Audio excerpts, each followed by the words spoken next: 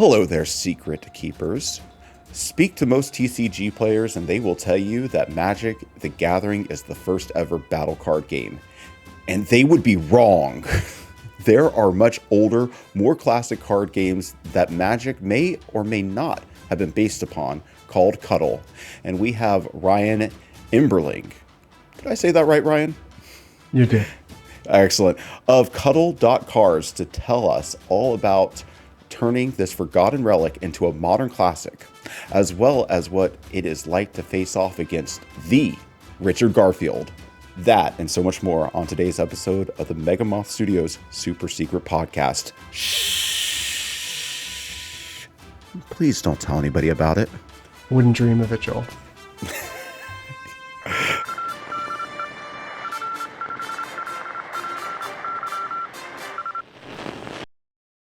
Welcome back to the show, Secret Keepers. I'm your host, Ronin game designer in search of my Seppi Senpai, Joel Watts. Not joined as always by Danny. He is away for the moment, but he might be joining us later in the episode. But I am joined by our special guest today, Ryan Emberling, aka Elf. Wait, how do you spell it? Say it. Aleph one. Aleph one. It's a Hebrew letter and a math symbol. On Discord. Yeah. How's your day going, Ryan? It's going well. Yeah. We're cool. Just getting over a bout of COVID in this house. So, like, being on the tail end of that, pretty stellar, I'll say. It's always good to be on the end of a sickness. Like, those first few days after you're not sick anymore and you feel like, oh, I feel like a superhuman because I'm just normal. Yeah. It's liberating and kind of a chance to, like, wonder at the mundane and everyday, which is always nice. Yeah, did you yourself succumb to it, or was it just people in the household? Oh, yeah, man. Yeah. But my case is pretty mild overall, so I'm doing well. Plus, it's Wednesday night, which means Wednesday night cuddle, and that's always sort of a boon, as it were, a jewel in the middle of my week. Yeah, we're starting a little early, and that might be why Danny's running. Danny would be on time normally, but we had to get started early because you do have Wednesday night cuddle, just like we have Tuesday night X. I think it's a great minds think alike. I would like to think on this. Bringing your community together at one time instead of it just being like, well, play whenever you can. It's made a huge difference. I'm sure it's been your experience as well. Definitely, yeah. I would say the sort of inception of regular event times for the cuddle community has been totally transformative of the community really at large and our ability to play the game, which is fundamentally what Cuddle.Cards is all about. For initially, when the site launched, as you sort of indicated, it was just possible to play asynchronously, or not asynchronously, but to kind of see who's around at any given random point. And it wasn't for a while, maybe a few months, somewhere, maybe 4 to 6 months, something along those lines, that I started sort of a weekly event to just gather anybody who would want to play, so that we could have a regular time to sort of do our thing. And just the sort of certainty that if you showed up at that time, you were guaranteed to be able to play this game was totally different than what it had been before, which was always just a shot in the dark at any random moment to see who's around. And that's since definitely then, been our experience too. Yeah. And something super cool is that the community then grows, and it has for us. So like the Wednesday night event is bigger. We've got a Thursday one as well now, which is at a different time zone. That helps with people like in different international time zones. And now that we have more people playing overall, it's also more practical to find a game outside of those event times. So because more people know how to play the game. And they know where to go. They've been indoctrinated. They've gone through the tutorial with you and your cohorts. Well, we can definitely get way into the weeds on that here in just a moment. But let's start with the small stuff. And so before we dig into the mysterious origins of Cuddle, I do have 2 questions for you. First one is, are you ready for the question of the week? As ready as I'm going to get. Well, the second one is the question of the week. So lucky you. So Cuddle. We're going to get into what Cuddle is here in a moment, but one thing I can tell you that it is it's a card game played with a standard deck of cards, like the 52 cards that you would play Go Fish or Poker or Solitaire with. And so I thought, yeah, right there. I thought I'd ask you, for the two of us, and when Danny joins us, I'm going to get his take on this. But I wanted to know, what is your favorite suit in a standard deck of cards? And I do have some history here if you want me to go through that before you answer. Some I'm happy to research. shoot from the hip, I Okay. suppose, in ignorance, Okay. and then I'd be curious to be educated after my sort of unfiltered response. I mean, perhaps mundanely, I'll say I'm drawn to spades.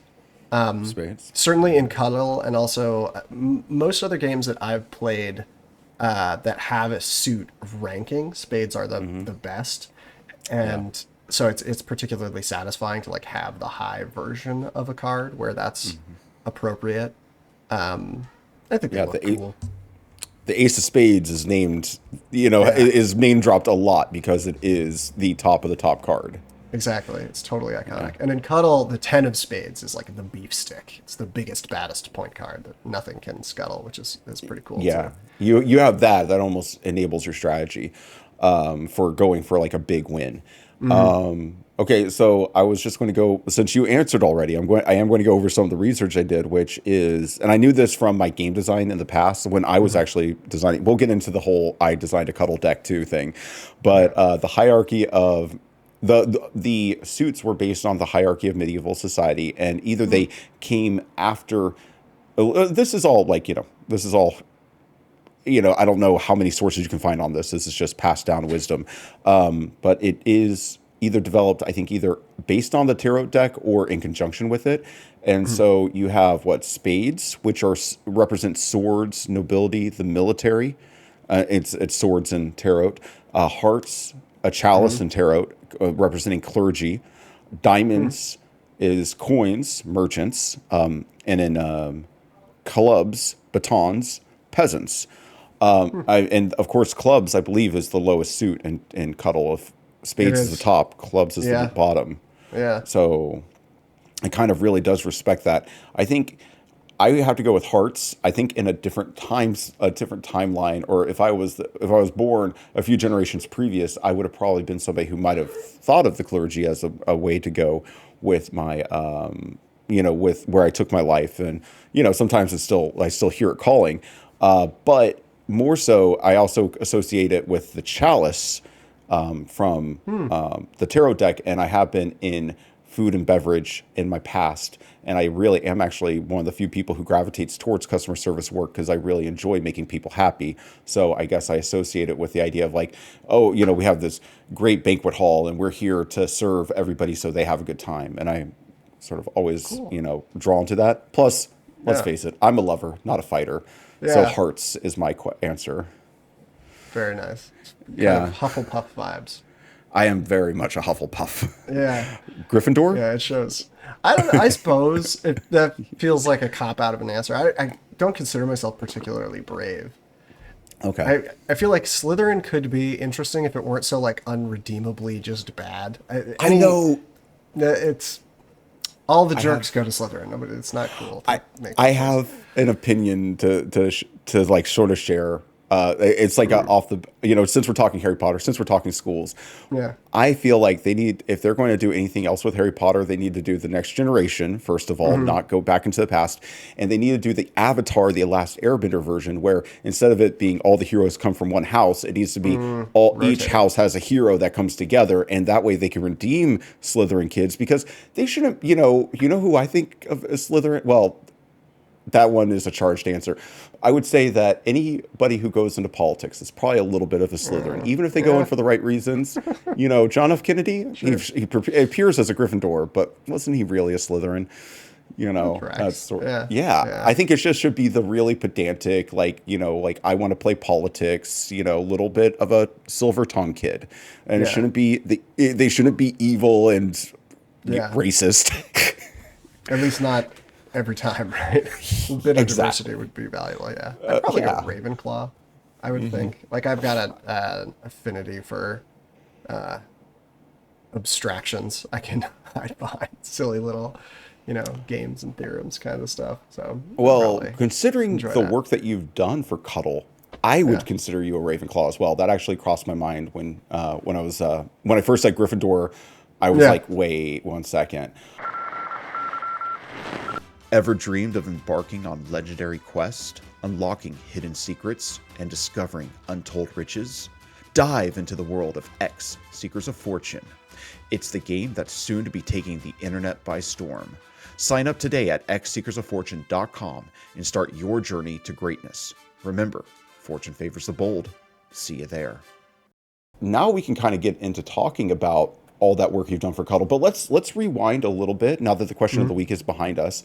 We Mm-hmm. have, you have done a lot of work in making this, like, I would say, somewhat forgotten game, game that could have easily just Yeah. sort of faded into the background. You've done a lot of work in bringing it back, but that work starts with your love of games. So I wanted to know, like, when did you first start playing games, and what are some of those first games that you would play with your family and So, friends?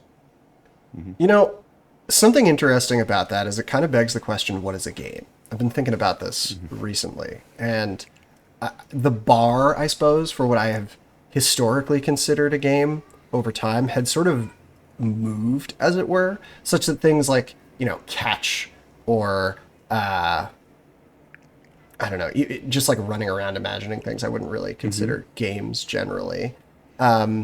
And thinking back, I mean, there's games like War and Mm-hmm. Candyland are some of the first that I remember playing. And there's Mm-hmm. definitely been a period in my life where I've thought, like, those aren't even games, right? That's just Mm-hmm. a simulation, or it's a machine that you sort of watch play out in front of you. It's almost like a movie that you get to interact with in some sense, but not meaningfully because there's no decisions made. Mm-hmm. And at the same time, though, now that I'm a parent and I'm like looking at ways to see about my child's interest in games and getting her to Mm-hmm. play various things, I'm like way more interested in war and all Mm-hmm. of these things that I'm like, they aren't strategically interesting. But it's like if she's into them, they're really great at sort of introducing you to various concepts in Mm-hmm. that way, learning how to match things, like recognize which number is bigger and physically holding cards and things like that are actually skills that they're kind of useful starter games for, which I think is pretty cool. We're talking games of substance, as it were, where decisions are made. One of the earliest I remember learning is Rummy, which I played growing up a whole lot. It was like Rummy and Cribbage were probably my two biggest card games that we played in the Okay. family. Rummy with my mom and Cribbage with my dad, and both with my sister. And Mm-hmm. I still enjoy cribbage quite a bit. Rummy, I'm a little less interested in at this point because there's such a like there comes a point, especially in gin rummy, where you're just drawing a card and you're waiting to see, like, is this the card I need? No, is this the Mm-hmm. card I need? And like whoever gets there first wins, which is kind of a Yeah. boring part of it. But it's still nostalgic, I suppose, in a way. And for sure, if my kid wanted to play, I would gladly teach her because Oh yeah. anything that way is We have fun. to, we have to remember in develop, and especially in childhood development, you almost need to be introduced to, like you said, the simulation of a strategy game Right. before you can actually take the next step to a strategy game. You have to be like, you have to get to that point where you're like, wait, I'm not making any decisions here in war, and I want to make decisions, and that's what spurs you to go to the next thing. I will also say I really would love to solve war, and I think that's a good one to Mm, go back to try to make a new game out of. I see. Yeah. And I don't know if you know this, but we did base a little bit of how X Seekers of Fortune works on Rummy. That was like one of Danny's big Mm-hmm. things when he first came to me. He was like, it's kind of like a Rummy like game. And then I did research into what Rummy was and how it played, and made sure to tie that in. But the idea of, like, you can either draw The from the top matching of the deck, sets get matching sets, and drawing from the top of the deck, or taking or the your discard. rival's discard. Yeah, That's Rummy's a cool. Yeah. one-on-one, right? There's a few variants actually. I Okay. played mostly Rummy 500, Uh huh. where you're just like the shtick with Rummy, right, is you're making matching sets in your hand and then you put the cards down. And there's different Mm-hmm. flavors of how that works when you make sets of three or runs of three or more usually. And Mm-hmm. with Rummy 500, just whenever you score, basically you draw back and you sort of keep playing until somebody is able to fully go out of cards, but it happens over time. Like you put some points down and then you draw one card. Or I guess you draw and then you put some down, but eventually somebody runs out and then the round stops. And so you can have probably 2 to 6 or so, I would guess, people play that way. Hmm. So I play usually with my mom and my sister. And then Gin Yeah, Rummy is the big like two-player version. I see. Yeah, that, if I remember correctly, that that would be considered the classic version. I'm pretty sure, right? Yeah. Yeah, and that's where Okay. you have to lay everything down all at once. So you get like a whole hand of only matching melds, they're called, I think, like of three of kinds or straight flushes essentially, and then you plop them all down and you win. Okay. Okay. Yeah. I've seen. You know what? I don't know if I've played Gin Rummy before, but I used to have a couple Mm. who came into one of the places I was a table server at, and they would come in to see a movie. It was a movie theater, and they would come in well before the movie and play round after round of Gin Rummy with each other. I found that to be very endearing, like that they shared that with each other, and Yeah. that's always nice to see a couple. The couple that plays together stays together. Yeah. Yeah. That's sweet. I I I was thinking about this answer for myself since it could have been the question of the week, and the game Hmm. that stuck in my head is like, oh, I remember playing that, but I have no idea how it was played. Was Old Maid? Did you ever play that one? I also remember playing it a fair bit and not much about how. Well, I think you each hold up your hand and then you pick a card from somebody else. Uh I huh. think that was the thing. And you're trying to avoid the Queen of Spades, I think, who's the old maid. And I think none of the other cards even matter. I think it's all. I could be wrong about that, but I feel like all you're trying to do is not pick the Queen of Spades the whole time. Okay. There might be And more to it. I for some reason I thought it at least had a little bit of a go fish element where you were also trying to Mm, pluck out matching cards and putting them maybe in it could front of you, be. but it could be that I've melded the two games together. Yeah, I I also had wonder. I had a special deck for it. Speaking of Hmm. we'll speak about special decks later, but I had a special deck for it that actually, it wasn't just the Queen of Spades. It was like there was a card that was called the Old Maid, and she was in your Yeah. hand, and she was Right. illustrated. And I think the rest of the cards were illustrated, in a fun way for children. Cool. But you played, like Gin Rummy. You played Hmm. some more. You played all these games, but eventually you found the game that we're here to talk about, which is Cuddle. Yeah. Can you tell us how you found Cuddle, how you first started playing Cuddle, and how long you played Cuddle Sure. for, at least that first go around? Yeah. So at this point, I mean, it's amazing to think, but I've been playing for about 10 years. So I learned in 2013, and my sister and I were at our grandparents' house, and we were hanging out, like looking to play cards, and bored, frankly, of playing lots and lots of rummy and cribbage, essentially. And so we wanted something new to try. And we went to the site Pagat, PAGAT.com, which is like a card game encyclopedia, and just looked at the list of card games from A to Z. And we were scrolling on the way down. And we hit Cuddle, and we were like, that's a funny name. Let's give that a shot. Two players, great. And we tried it, and like immediately were hooked. Like, whoa, this is amazing. This is more fun than any other card game we played, basically. And we've grown up playing card games. How have we not known about this? Holy cow. And we were just like playing for hours right off the cuff. And then we sort of went forth and started proselytizing because it's the kind of thing that it's like we were having so much fun playing that we wanted to have more people to play. Like we can't only be able to play each other because then we can only play when we get together. Yeah, So the we're meta will telling all get our stale. friends. Yeah, yeah, but also just less opportunities to play, Yeah. right? Which is sort of the point of Wednesday Night Cuddle as well. Yeah. We wanted to share the game with more people so that we could have people to play with because we liked to play, basically.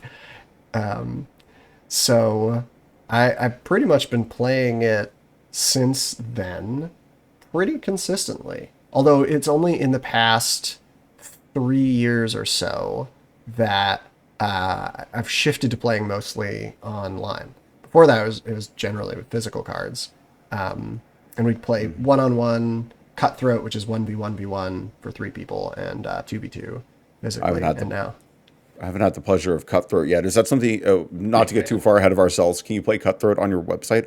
not yet. Okay. Someday I hope to build it in. And I need to think a bit tactically about how that fits into kind of the competitive scene, which is totally centered around the 1v1 game right now. So Yeah.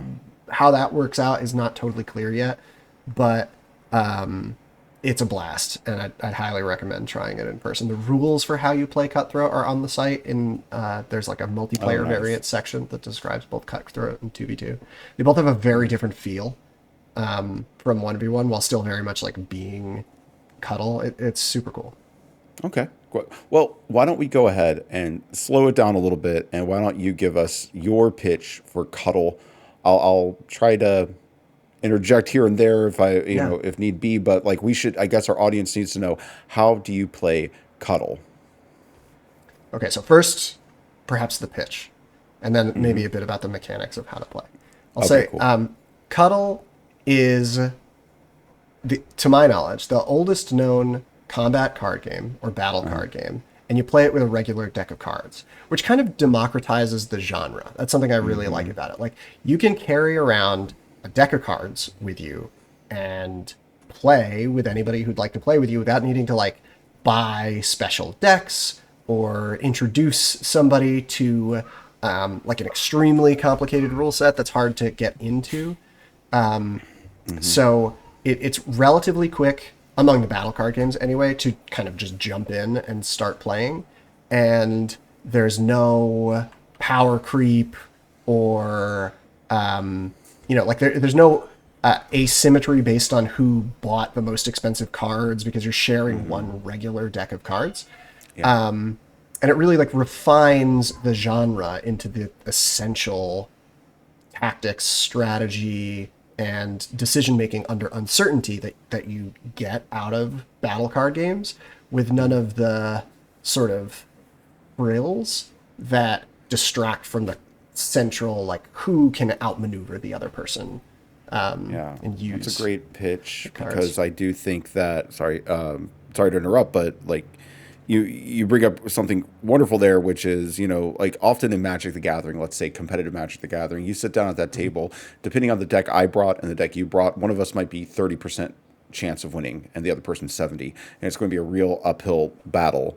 To defeat the 70% person, which could be dramatic, but it's also like there, it's like, oh, you brought control and I'm playing aggro, and right now the meta, the control is beats aggro, so I guess let's play it out, but good chance you're going to win.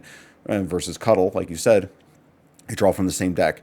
Not to seem like I'm pitching or plugging X Secrets of Fortune too much here, but no, that's one of the things that Danny and I really wanted to bring was the democratization of the battle card game style game into a more flavorful art, Magic the Gathering art on cards type of game. But it was definitely from my time also experiencing Cuddle that brought me to that. So that's why you love Cuddle, for That's awesome. great reason.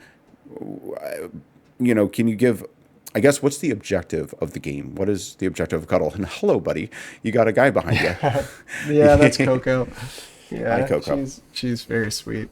Her, a Not the lady behind brightest. you. Yeah, she is. She is. Yeah, I got a single brain cell guy around here. He might pop his head in. nice. Okay. Yeah. So the goal of the game is to accrue 21 or more points before your opponent does, and whoever gets to 21 wins immediately. Okay. And you do that by playing cards on your turn. During your turn, you either draw one card from the deck or play one card from your hand.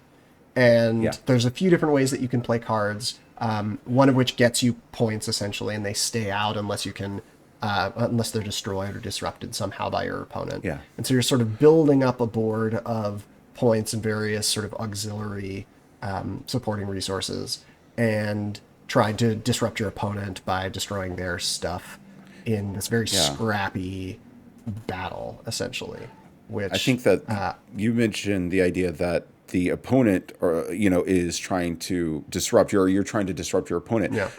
Every card. I think the important thing to say here is every card can be played in the, what would you call that? I called it court, but you could play it into the point field. I don't know So what would you yeah, call I it? The generally table. right. The table or the field are the Okay. two terms that I generally use to describe like cards that are in play, essentially. Yeah. Yeah. And so there are a few ways to play cards. One of which it depends a little bit. The ace through 10 cards can all be played for points, and they stay out on your field, on your side of the table, Yeah. essentially, and are worth as many points as the rank of the card. So an ace is worth 1, a 10 is worth 10, etc. And the royals, like Jack, Queen, King, can also be played as permanent cards that like stay out and give you some benefit. But instead of points, they each give you some separate sort of auxiliary benefit. Whereas the other number cards can, instead of being played for points, be played for a one-off effect where you put the card in the scrap pile of the dead or discarded cards, and you get a one-time effect, like an ace will destroy all the points, for example. Yeah. Which, And if you were to compare it to a Magic the Gathering card, it's like basically Wrath of God. right, Right. right, yeah. Yeah. So using Magic analogs, it's sort of like you're trying to get enough power among your creatures, essentially, like playing creatures that have 21 or more power. And cards, number cards could either basically be played as a creature or as a sorcery for the most part. And then the royals are sort of like enchantments that are giving you some benefit. Yeah. Yeah, if to say the least, if you play Magic the Gathering or other TCG style games, you could probably pick up Cuddle really fast. But Yeah. now this is where I go into hypothesis mode, and the history of the game. We can probably get into a little bit here. In my Yeah. research, it was said that the game probably came up in the 1970s on college campuses, specifically amongst like the math crowd. I don't know how much it spread Interesting. through there, but that's supposedly where it was most popular. And the thing that I think kept it from becoming sweeping the nation is what you said. Each card, the ace, the two, the three, they all have different abilities across the suits. All these twos, whether it be club, heart, diamond, or spade, all do the same thing. But you'd have to, back in those days, remember what it did Yeah. and be able to teach that to somebody, and they remember what it did. And I think for somebody who was very cerebral, like a university student in math, that's no big deal. But then trying to make it spread throughout the country, it probably stuttered a little bit and didn't quite flourish the way it could have because of that. And Interesting. one of the reasons why I think, why, let's face it, why I made my own Cuddle deck, and the reason that you've made Cuddle.cards is it makes it so much easier if you, for my deck, I was writing the abilities on the cards, and on Cuddle.cards, when you click on a card, it'll remind you what it does. So you can look at your hand, take a moment to remind yourself what all the abilities in your hand are, and then Yeah. make your decision. And that's a huge difference. And so like a little piece of technology that we've learned since Richard Garfield came out with Magic the Gathering, that we can now just put writing on cards to remind people what they do.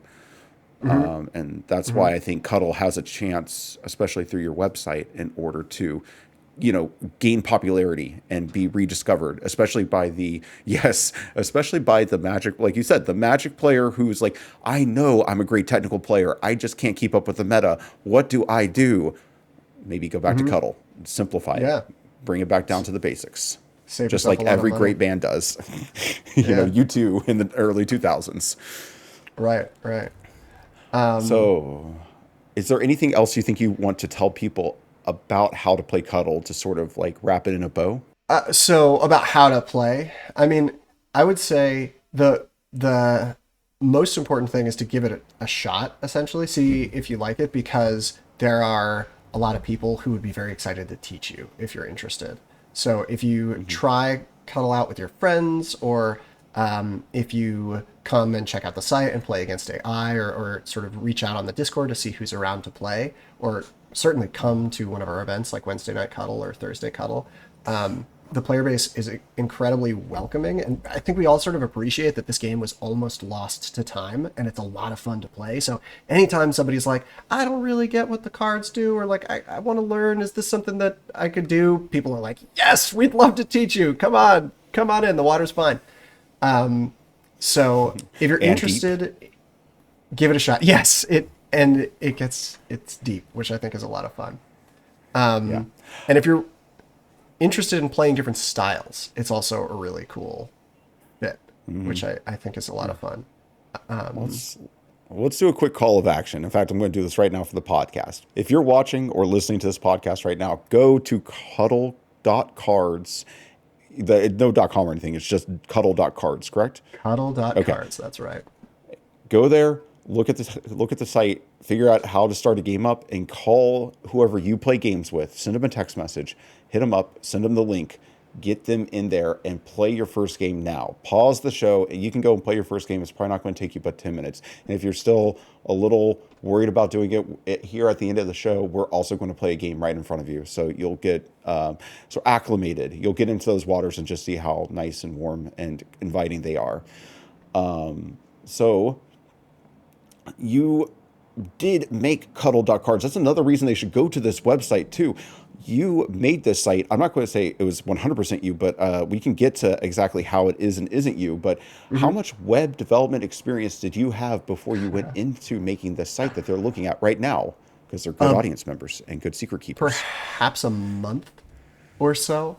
Like an embarrassingly, foolishly little. Like I look back at myself, 10 years ago, 9 maybe, when I started this undertaking, and I think, bless your heart, like you sweet fool, you have no idea what you're getting yourself into. Exactly. I basically, I took a few programming courses in college, and had the gist of how to do some code stuff, but no web development. And the whole time I felt like I've never really done anything that allowed me to build something I would really want to use. I built like a text-based solitaire game in Python where it would print out where the cards were and you would type what move you wanted to make. And like, I had more fun building it than playing it. And then I just had no idea of how would I make anything like interactable and fun, essentially.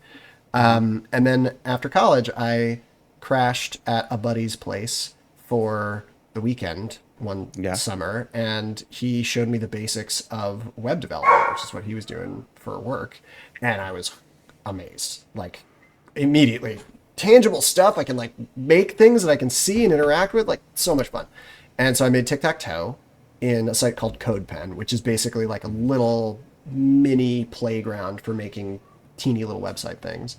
And that, I don't know, took a few days. And then I made 3D tic-tac-toe, which it didn't look 3D. It was just like boards stacked on top of each other. The most garish, stupid color scheme you've ever seen. But the thing worked, and you could play 2 people sitting next to each other. That took maybe 3 weeks or so. So all in all, we're talking about a month. At which point I thought, great, this is done. I want the next thing to make. And I'm bored of tic-tac-toe because I've just made 2 tic-tac-toe things in a row. Why don't I make something to play a game that I really like to play? I'll make Cuddle. And it's stupid to make a website where 2 people have to sit at the same computer in order to play it. So why don't I'll make something that you could play online. How hard could that be? You said this was about 10 years ago. Yeah, that was about 10 years ago. And how long has the site been up and playable? So I would say that it was playable in 2017, or at least a predecessor. It didn't have the same domain name. It wasn't cuddle.cards. Okay, about 6. But yeah, that was like the first version that if you loved the game already, knew how to play, and were willing to put up with a heinous user experience made by a complete amateur, like, by God, you could play Cuddle online. And I did at that point. Like, that was my goal. I was like, I was living abroad.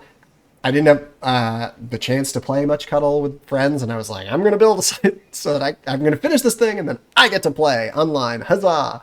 And I did, and I had a fair bit of fun with it. But it just looked awful. And it was very confusing how to do it. Like, it didn't really explain the rules to you at all. And you had to drag the cards where you were going to play them. And because I was thinking about it in terms of how I physically present the cards, it had everything to do with like where you physically dropped the card. And so there were a lot of usability problems with it, where like you would accidentally let go too early, and now you played that ace for points and you immediately lose. It's like a really common frustrating thing. And so then I went to grad school for educational technology. Okay. Where I wasn't like taking many classes that were teaching me computer science concepts necessarily. It was mostly focused on like pedagogy and curricular stuff, but applying programming skills, just building stuff. Hmm. And so I got a lot better at programming during that. And then afterwards, I started working as a designer and then a programmer. And a buddy of mine from grad school, Hal Lee, reached out and asked about building the like a new version of it essentially, or a new user interface that was like more fun and would let us practice using tools that were kind of applicable to what we were doing at work. Hmm. And so that took us about a year to just sort of reskin it with the same fundamental logic engine. Uh-huh. And that, so we built that from 2020 to 2021, I think, and then launched. Yeah, we launched in the summer of 2021, Okay. like July or early August, something along those lines. All right. So we're talking what been playable for about 2 years now, a little over 2 years. Yeah, for like a Yeah. decent version that we could call out of like pre-alpha, as it Yeah. were. Yeah, Yeah. yeah, And that makes complete sense. I mean, don't they always suggest if you want to learn how to program, you choose something you really want to make and you try to yeah, make it? And that's essentially what you totally, did. You just happened to come back to that early rough thing that you did and, actually brought it up to your skill level. exactly. I think you might have already sort of answered this, but I just want to see if I can get you to extrapolate it a little bit more. Why did you Mm. decide to go with a web application versus, say, well, you said you started around A mobile app. 2013, but yeah, like a mobile app, like on a phone or something like that. Was there any particular reason you went web application? So for the first iteration, it was mostly because I was practicing making web applications. Like I Uh-huh. just learned the very basics of HTML, CSS, and JavaScript. And Okay. from there, I was like, I like making these. I want to make another one that's more complicated. I'll make this card game, essentially. And when it came to the the sort of, if we could call it, the beta or very early release version of the site as we know it now. That was largely motivated by wanting to use tools that I use at work. We have a lot of sort of overlap for the programming nuts and bolts that go into the Cuddle.card site that I also use at my full time job at the Assessments Foundation Hmm. in EdTech. And so it was kind of good technical practice there, but it was really important to us in that version and still going forward that the site work on a phone. So a part of the appeal is like you can sit down at the computer and play, which for me is like great for something like Wednesday Night Cuddle, where like I'm going to be on for a few hours and I'm kind of posting up Hmm. and hanging out in one spot. But you can also play on the go on your phone, and that still is like a quite smooth experience. And it's a Hmm. benefit of web applications that you can sort of have one version of your application that works for both of those contexts pretty well. Great.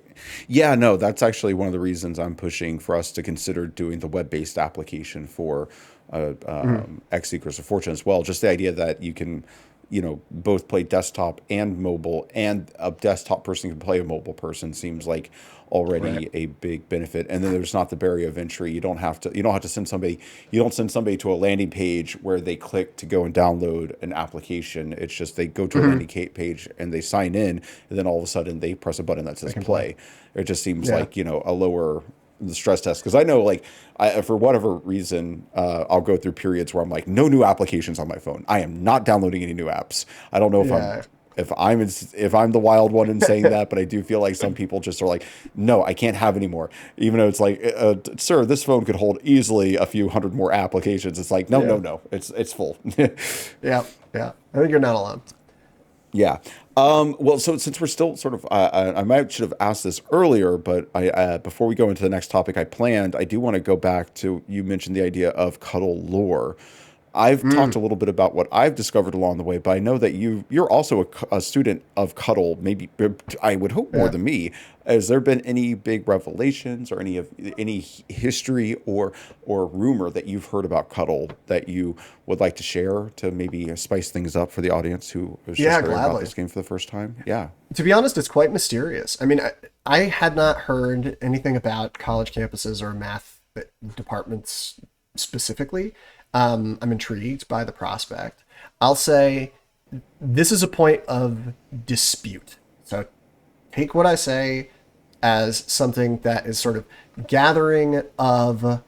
I mean, I can give at best secondhand and largely tertiary sources. Okay. Or be a secondary and tertiary source. I'm a little fuzzy on the terminology, but the my experience of learning the rules started with the page on Pagat, which is still up and cites a no longer accessible write-up of the rules, which is, to my knowledge, the oldest known documentation about the rules of Cuddle. That site was created by someone named Richard Sippy and went up in the mid 2000s, like around 2005 to 10, somewhere along those lines. And it's no longer up. And in that write-up, Richard Sippy claimed that he had been playing since the 70s, personally, and that now he's like gone and written this up.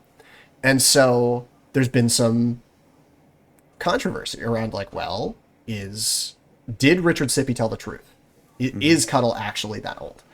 And I've met people online who have quite vehemently said like, I'm not going to believe that Cuddle is that old. It's suspicious because there's overlap with Magic the Gathering and its rules. And I thought that overlap was also suspicious in the other direction, and that Magic might have been inspired by Cuddle. Well, we can talk more about that later. You're not the only one. Yeah. Yes, we will. But it's a totally fair question. Like, is the game really that old? Because if it is from the 70s, then it puts it before basically any other game in that genre, including Magic, including Cosmic Encounter, which itself inspired Magic directly. And so that's really interesting, I think, how we don't actually know who invented it. Richard Sippy did not claim to invent it, and doesn't know, did not say that he knows where it came from, as it were.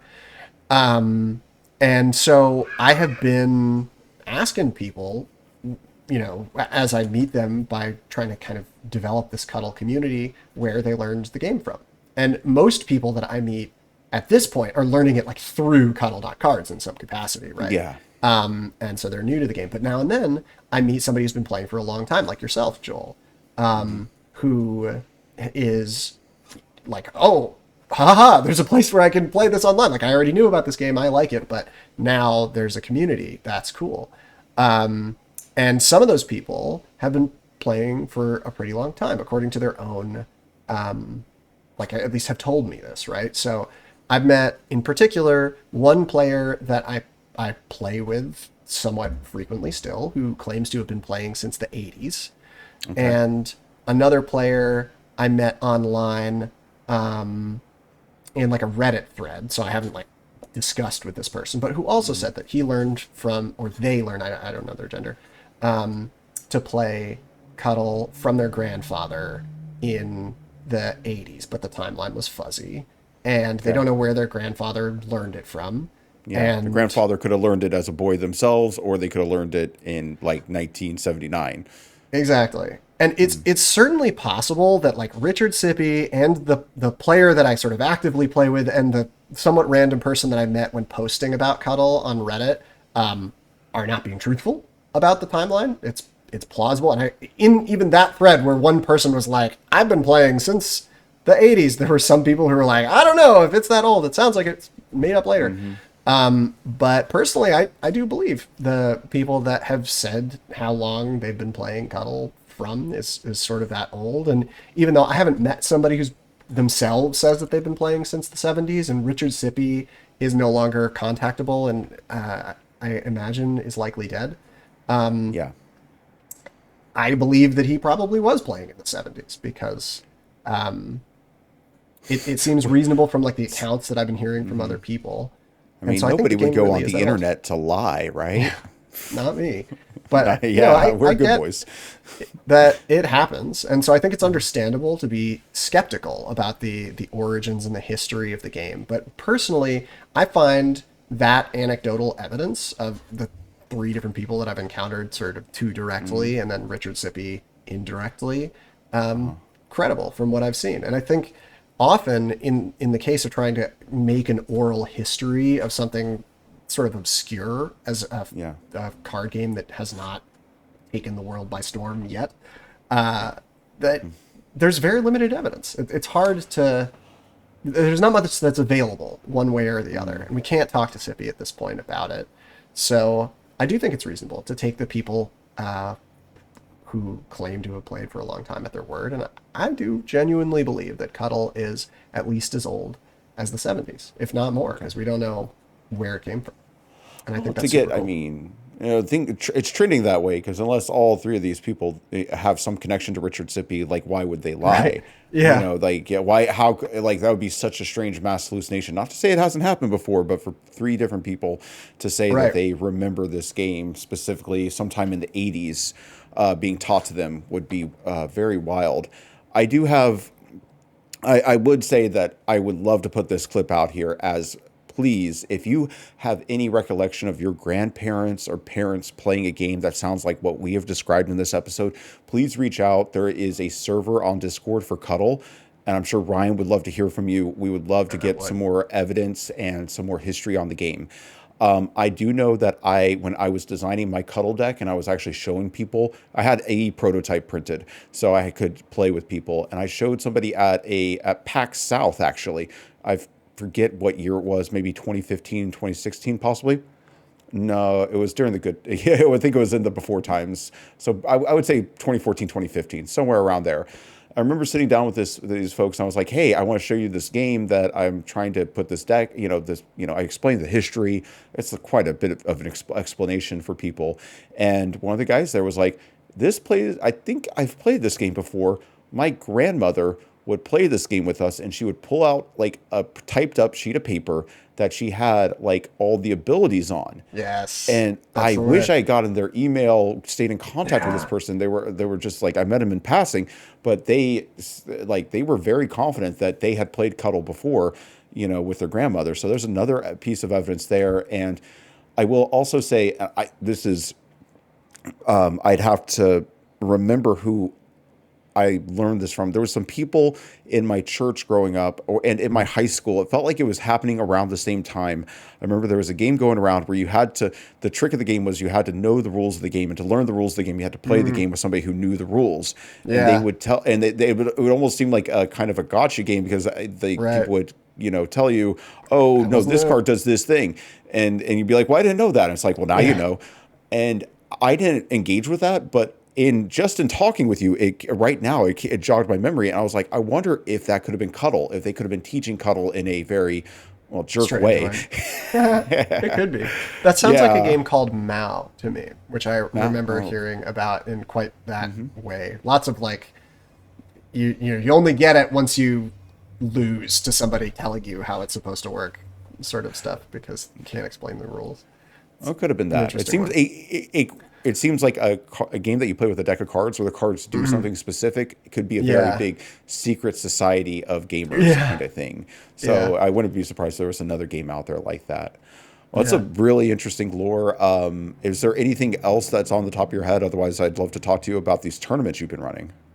I am in the process of trying to trace that lore back, I'll say. So I really appreciate the call out. Like, please, if anybody does, like, if they've heard of Cuddle previously, I'd love to hear about how,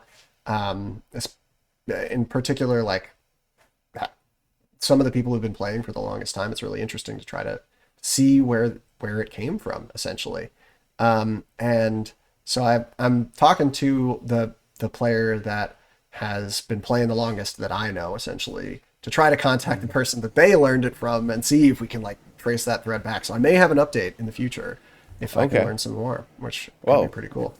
always welcome. You can record the update and we can just release it on the Megamoth Studios channel just I'm as a honored. standalone. Thank you. Breaking news, Fortune Seekers. X Seekers of Fortune now has its pre-launch page live on Kickstarter. Click the link in the description below so you can be one of the first people to support X Seekers of Fortune. Also, there's probably going to be some bonuses if you support within the first 24 hours, so be on the lookout for those announcements coming soon. Thank you so much, Fortune Seekers.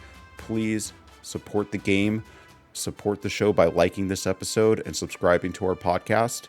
And you know what? Support each other. Back to the show. Welcome back to the show, Secret Keepers. I am your abandoned co-host, Joel Watts, finally joined by...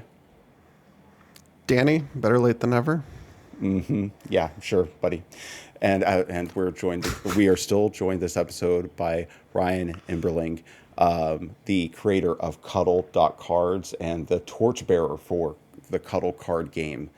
Now, Ryan, when we went to break, we were teasing that we were going to start talking about these tournaments that you've been running. So why don't you start by telling us, how did you first start running tournaments for Cuddle through the Cuddle.cards website? Yeah, so when we first launched the site back in the late summer of 2021, I basically cobbled together everybody that I could to try to have a synchronous event. Like I played a couple random games with my friend Hal that I sort of built that iteration of the site with, and at that point we were like, let's get somebody else to play this. Basically, who could we possibly rope in? And I just reached out to a bunch of friends essentially and managed to wrangle 8 people, and we played the first online Cuddle tournament to my knowledge at that point. That was back in like August of 2021, and we called it the first Cuddle World Championship, although it wasn't as esteemed as it is now. It was international, though. We did have one player coming in from Hong Kong at the time, so that counts as a world championship. The world championship, right? Yeah. It covers all the ground in between, I think, by default. So that was pretty cool. What was the format? It was single elimination at the time, though we've since switched to double elimination. One of the initial concerns was like about the overall time that it was going to run. We didn't have a lot of perspective on how long that would go, but lately that tournament was 8 people, just because the 8 was like as many as I could get in a room, or not even in a room, but in a digital space at a time. And now we have like an official leaderboard, and we do like the top 8 essentially get slots, and now it's double elimination. That itself evolved pretty organically as well, because after the first tournament we started playing like kind of asynchronously, or not like a game would be asynchronous, but at any random time you would just like pop into the server and say, hey, who wants to play Cuddle? And that was cool, but it is hard to find a game at a random time when you have a small community essentially. And so I started the Wednesday night Cuddle event as like a synchronous time that it's like, if you show up at this time, guaranteed you can play as much Cuddle as you want, because you can play me, because I'm going to be there, and hopefully other people will too, right? And from that point, like the sort of certainty of the fact that this is a time that exists where the event is happening and you're going to be able to play, kind of created a foundation, as it were, where like then it became like a lot more fun for more people to play, or to show up, I would say, because you could actually expect that there was this event and you'd be able to find other people to play. And initially, like in the first few months of Wednesday Night Cuddle, it was just completely random. Like people weren't even paying any attention to like, who am I playing right now? And you would just play one game and then just jump as quickly as you could into the next one, essentially. So there was like no coherency, no scorekeeping whatsoever. And that was fun, but chaotic and disorganized. Good start initially, though. And then at a certain point, I asked, like, do people want to keep score, essentially? And so we started doing that in Discord. And the way that we kept track in Discord kind of evolved into what the leaderboard is today. It's from the outset always been totally steeped in the honor system, which I think is something that's pretty cool about the Cuddle community, because people are respectful and just interested in like having a good time and competing seriously while like acknowledging when they're beaten. So what we did is we made a thread for every week, and you would enter your username in if you wanted to compete. And then anybody that you beat who also had their username in would give a Cuddle reaction to your name. And sort of just by virtue of how reactions work in Discord, like you could only add your name once to somebody else. So it was like you would play your match and we would play best 2 out of 3. And whoever lost would like honor the other person with a little cuddle dot. And then you could still play if you wanted, but like that was it for the score, essentially, at that point between those 2 players. And the idea about this was like, this is something we could track pretty easily in Discord. Then you can look at somebody's name, see who has the most cuddle, logo, like reactions, and they win for the week, essentially. But it also kind of had the advantage of encouraging people to play each other. So you don't necessarily just have 2 people who like already know each other and are pairing up and they're just playing a bunch, because it's like the way that you win is you beat everybody else. And so that's kind of evolved into our current leaderboard system, where we try to lean into the standard deck theme. So, there's 52 weeks in a year, there's 52 cards in a deck. And so we split the year into 4 seasons, 1 per suit, that are 13 weeks each. Right now we're in the spades season. That ends at the end of the calendar year. And so every week we count how many unique opponents everybody beats, essentially, in their best 2 out of 3 match. And whoever gets the most match wins gets 5 points for the week. And then 4 points for second place, 3 points for third, 2 points if you win at least 1 match but don't place, and 1 point if you play at least 1 match but don't beat anybody, essentially. And that gives you a score, like you get points every week, and the top 8 earn a spot in the tournament at the end of the season. So we have 4 season championships every year.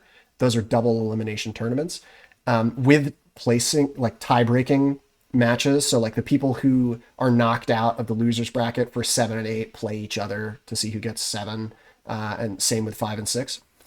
And then your place in the season championships earns you points towards a spot in Worlds, essentially. So at the end of the year, the top 8 players, based on like season championship tournament performance, earn a place in the World Championship. Wow, that's like a full calendar year. You guys are going like tennis players over there. Now you mentioned that you started with single elimination, but then you changed it to a double elimination tournament. Now you said you did that primarily. You started single elimination due to time, but what reasons did you move? Like, this double elimination takes longer, but it obviously is worth more for you to take that extra time. Can you explain why y'all use the double elimination format? Yeah, I would say the 2 main reasons are it's more exciting to watch because a comeback is like a really cool thing to see happen when it's possible. And kind of following the melee scene, we do use a bracket reset as well. So like the person coming from the losers bracket has to beat their opponent to reset the bracket and then win another match. And we also, for the last few matches of the tournament, we switched to best 3 out of 5. Which sort of ups the ante a little bit and helps to reduce some of the noise that you get with the randomness of a card game. Yeah, kind of reminds me of the NBA right there. Yeah. The other thing that I think is really great about double elimination is people who play get to play more cuddle. Like you're not just immediately knocked out as soon as you lose. And in particular, because the score in your like season championship tournaments earns you a spot and determines your seed in Worlds, there's like still skin in the game, even if you're not going to win the whole tournament necessarily, which keeps the stakes relatively high the whole time in a way that I think is pretty exciting. So even like after you're eliminated and you can just play your tiebreaker match for like 5th versus 6th, for example, like that could determine whether you wind up in Worlds or not. And so it's still worth like giving it your all and playing another good match of cuddle at that point. Believing in the heart. How many active players do you think you have at this point? Active is such a tricky thing to count. So there's a few ways that I think about that. Like the 2 main measurements that I use for like growth of the community at this point are the number of people that play at least 1 game of cuddle in a week and the number of games that are played in that week. And we basically, and I put a graph of this on the site because I wanted to know, and I was like tracking this regularly, and I was like, you know what, I could just make a little chart and then I'll see those things. And it turned out to be easier and I kind of like this open source public vibe of it to just put it on the site so anybody can see it as well. And so by that measurement, we're averaging between like 20 and 30 to 35 players playing between like 100 and 200 games a week Wow. or so. Wait, double, triple digit number of games a week for that many players. Yeah. You guys have a dedicated fan base.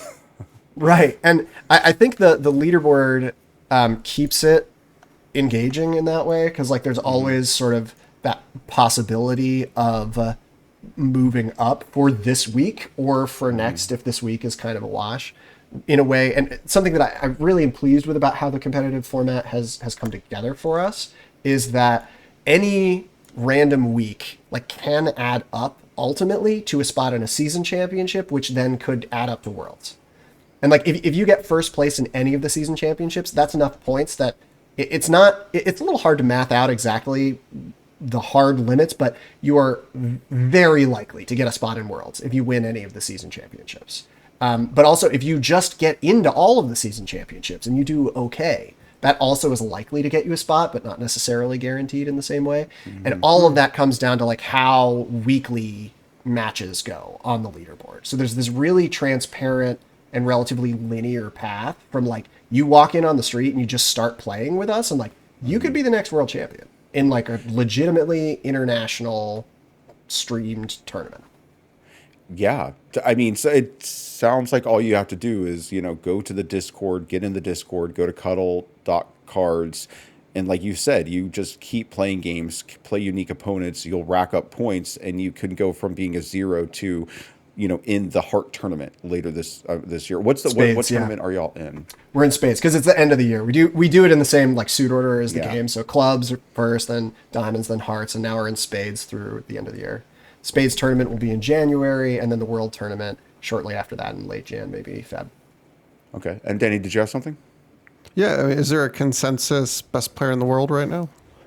It is contested, I'll say, but there's a player named who goes by Ergosa who has won the past 2 season championships in a row, which has otherwise only been done by one player, G-Man.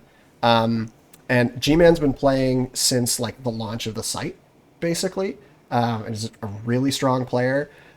But Ergosa's been looking very strong, like winning both of those season championships. In the last one, I believe he dropped one game the entire tournament. We played best 2 out of 3 and then best 3 out of 5 for the last bit. So he's been playing really very well. Both of those two, I'll note, are some of the most aggressive players in the world, which I think is really interesting because when you start playing Cuddle in particular, the appeal of playing slow is very clear to card game players. Like the way you can accrue value over time by drawing cards and trying to like find an answer that's going to maximize the amount of card advantage you get is very familiar. Whereas like the value of just going for the throat and like trying to secure a quick win is more subtle and difficult to suss out essentially. So a lot of people I think are surprised when they find out that like some of the top players right now are very aggressive in general. Nice. I would love. Yeah. We should watch the VODs of those. But yeah, I am surprised. I see the logic though, because if your rival or your opponent, I should say, for this game is trying to draw into an answer, and you're just putting the pressure on them, and they don't have the answer in their hand from the get go, then You could just win. yeah, you could waltz into the victory. And if they present the answer, then you could just reset and be like, well, you gave up one of your answers. Let me pressure you again and see if you have another answer up your sleeve. Right. Unless you spread yourself too thin and lose everything, which totally happens sometimes as well. So there's real give and take there. And something that I think is really cool, which we sort of like touched on a little bit earlier, but didn't get into, that in my opinion differentiates Cuddle and X for that matter, and like single deck battle games essentially, is unlike pre-constructed deck games like Magic, like Yu-Gi-Oh, where like so much of the strategy within the game is determined by the construction of your deck and the meta game matchup against the other player before you even start, right? In Cuddle, you don't have a strategy for a game when you just walk into it. And I think the same applies for X. You have to play to the draw, basically. So even an aggressive player like Ergosa or like G-Man, they don't just blindly go aggro every time. That it can't work. You can't force that. It's all about finding the opportunity to leverage an offense and like to turn an offensive run into advantage and ultimately into a win, which both of those players in particular are very skilled at doing. But it's not something that you can force. And while people get play styles that really come through, and it's something that's very interesting to watch, especially at a competitive level, in my opinion, nobody can start the game with like a rigid plan because it's all about the give and take, which I think is super cool. That's cool. exactly the same way it is with X. I think in order to be good at X, you have to understand that you're going to be on a different game plan every game. And if you're too rigid, you're not going to be that winning, because some games you're meant to be aggressive and some games you're meant to be controlling, Right. So absolutely understand that sentiment. Yeah. I did have one more question about the tournaments, really quick. You mentioned there's like, what did you say, around 20 very active players of Cuddle at the moment. As your audiences grows, is there any plans on how to maybe extend out the, I don't know, the tournament into like multiple like sub brackets? Like, oh, you made the invitation to the tournament, so you're an A pool that is fighting for a place to be in the top 8 or something like that.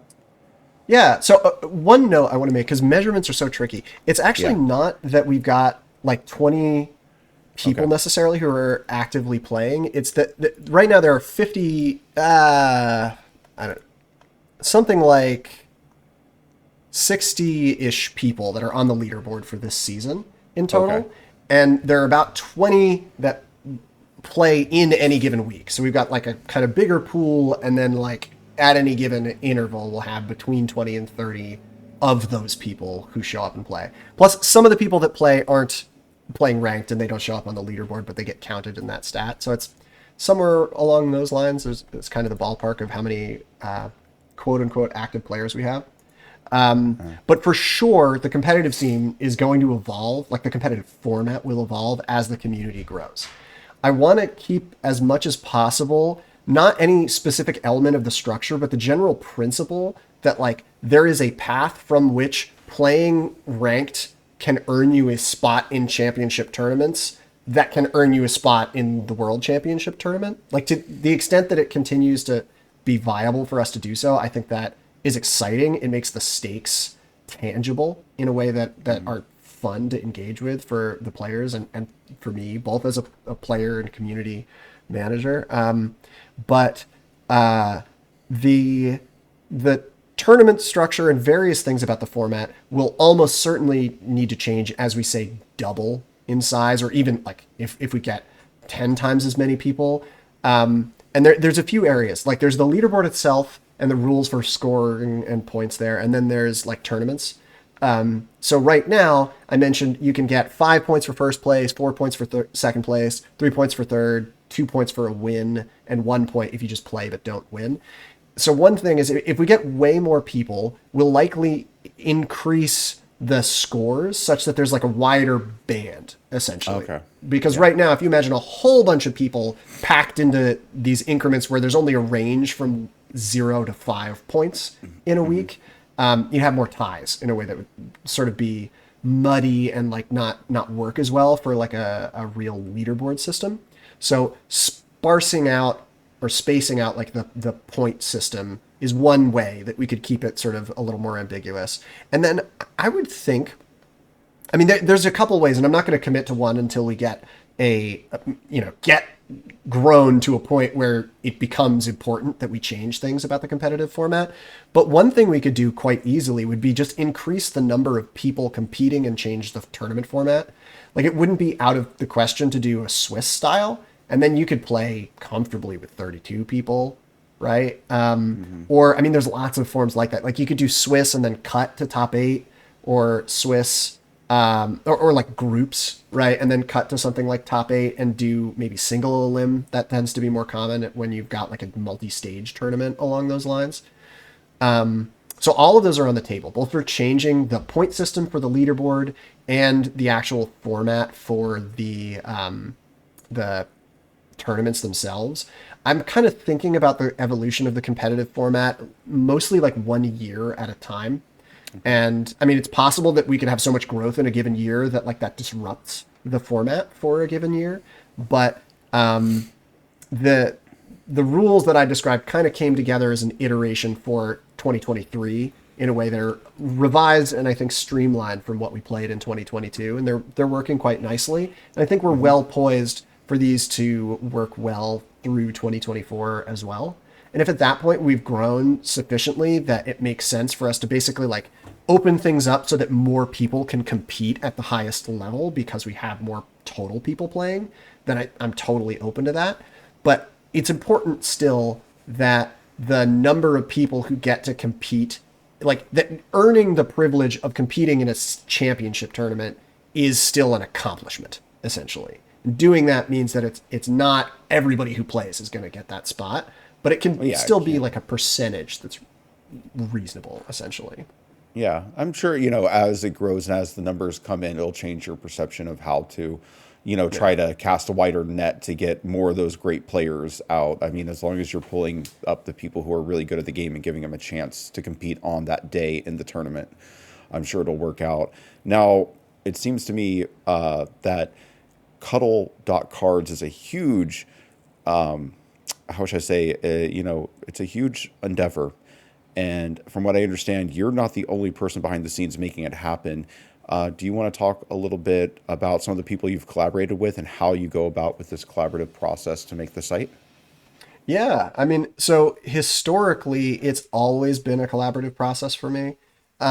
Even from the first iteration that I mentioned early on, that was like a pre-alpha essentially, where it was technically possible to play, but a pretty unpleasant user experience. But I was learning so much and working on that project with a good friend of mine, Sam Tolkien, who doesn't work in programming at this point. He has his own business as an educational therapist. But we were like learning about programming together by working on this project, and we got a version that was workable, and it was a huge accomplishment and a big level up in our technical chops. And then after that, when I finished grad school, it was my friend Hal who approached me, who asked like if I wanted to basically rebuild the Cuddle site in a way that was intended to be like more fun to play, essentially, and to help you learn the rules of the game. And that took about a year. And at that point, we were meeting basically once a week for a year to go over like what's the status, what do we have left to do. And because the rules of the game are already defined and we knew you needed to sign up, log in, make a game, join a game, start a game, play, and these are the rules. Like we had a punch list that was pretty concrete of the stuff that needed to work, and we worked through it and then launched. And that was kind of a two-person partnership at that point. And that was the really not good user experience version of the site, correct? Sorry, this is the second iteration that had come a second. a long Okay, way. so, Yeah. So that, this is I mean, when it's it still was started to improved look since more then. like for the public. Yes, exactly. Okay. And then it was after that point that I started posting about it on Reddit, and some for like people to play and some in like technical forums about programming. And I met my now dear friend, Sean Kennedy, who encouraged me to open source the project, essentially. And so he has been enormously helpful on the technical side of making Cuddle work smoothly and like be fun to program on in ways that are sort of technical, but like that just smoothen the experience. And I've also got a whole bunch of help from a friend of mine, the one who actually taught me like the basics of programming web stuff to make that tic-tac-toe game. His name's Scotty Eckenthal, and he's helped in a number of ways over the years. And now the project is open source, which means anybody can read the code and contribute, basically. So if somebody's interested in learning programming skills or in practicing programming skills, they can do so by working on a real site that is played by people every week. And if they also like card games, they can come and play and like actively see the fruits of their labor live in the environment as soon as the work is done, which is pretty cool.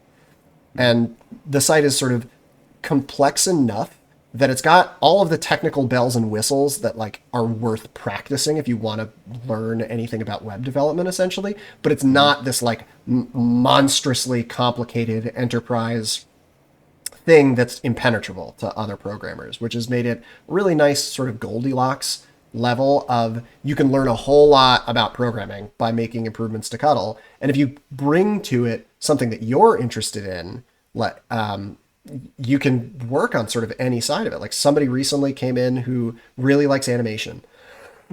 Excuse me. His name is Rafa Font, and he's put together some really cool, just like juicing up the experience, transitions, and animations that make it like more delightful to interact with the site. That's extremely cool.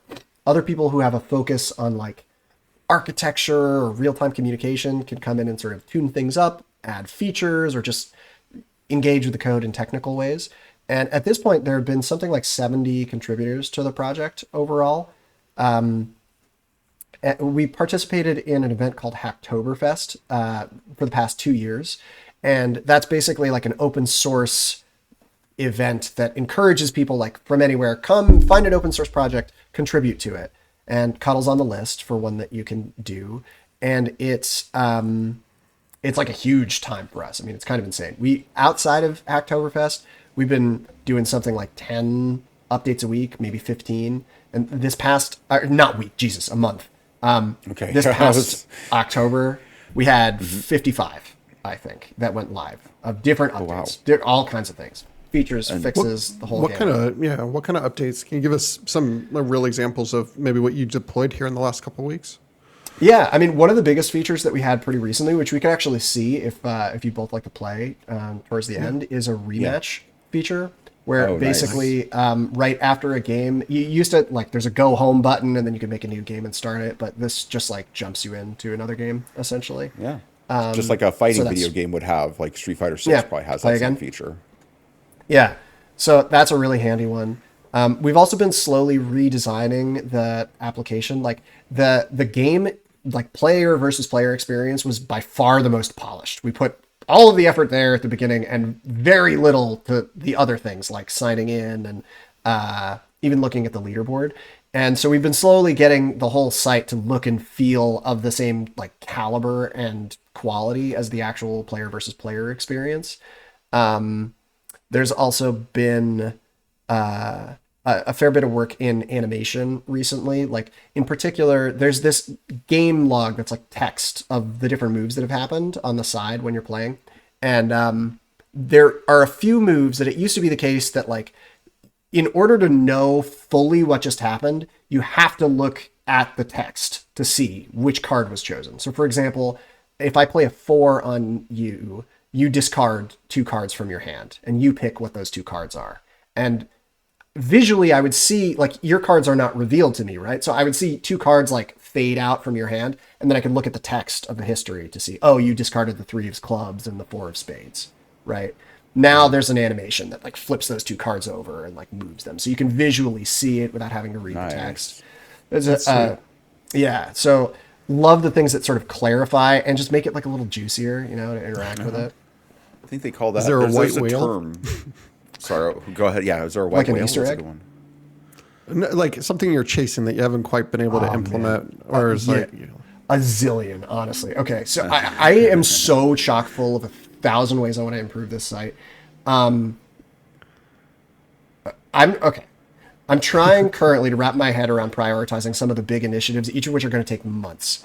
I would love to build the Versus AI experience into the main site. It's currently just like a separate thing that we link to, and it totally works. You can learn to play Cuddle with it, but it's not as good as the PvP experience is. And making it easier to just like get started learning to play Cuddle with a better bot would be really worthwhile, but a big effort. Another thing is like other game modes. I would love to build Cutthroat for when you've got an odd number of people to play, like 1v1v1. It just feels really different in a way that's super fun and very much my speed. That would be amazingly cool.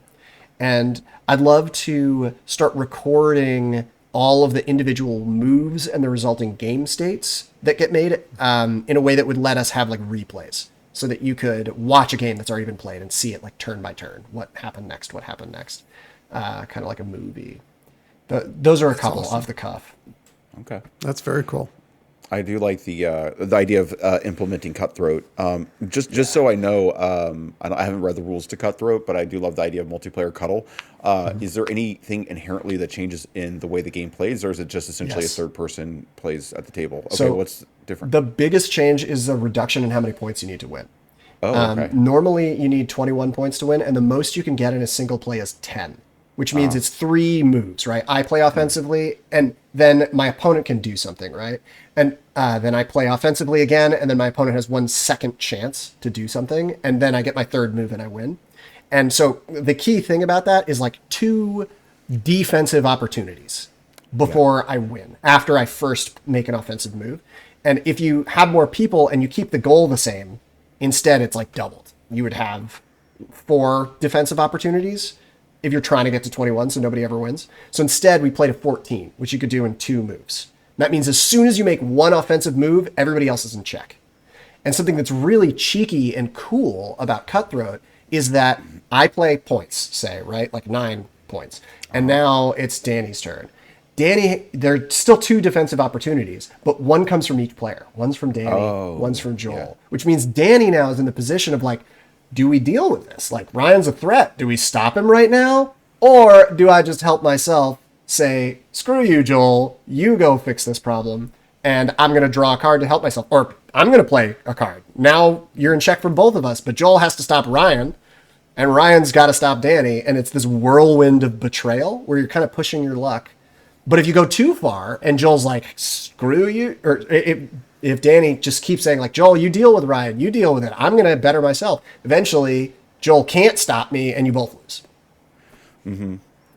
Much more the game of politics that I imagine Cuddle to be presented as.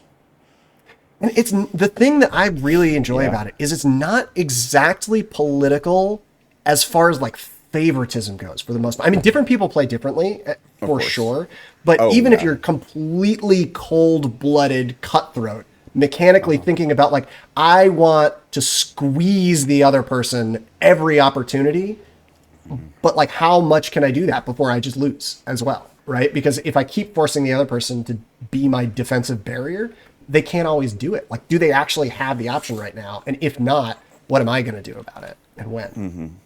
Okay. Yeah. Well, I'm really hoping that you get Cutthroat up and running, because when you do, you're going to come back, and Danny, you and me are going to play a round of Cutthroat for the show, and you'll just see how much Danny will screw me. Absolutely. Yeah. You're going to have to deal with Ryan 100% of the time. Nice. I might even help Ryan. I don't know. I haven't made up my mind yet. That's possible. Okay. I mean, so we're getting close. We're getting close to the big story here. I wanted to just ask two. I had 2 questions left, and Danny, if you have anything else, squeeze them in between these 2 questions, maybe. The big one is, you were kind of alluding to this, but just to really ask you more directly and to get your visionary mind going, where do you see Cuddle in 5 years? What are your goals for Cuddle 5 years from now? Cuddle.cards, I would say. I would love to see Cuddle become like the chess of card games. And I really think it has the refinement, the distilled strategy under uncertainty that captures the essence of the battle card game genre in a way that is focused, versatile, and deep.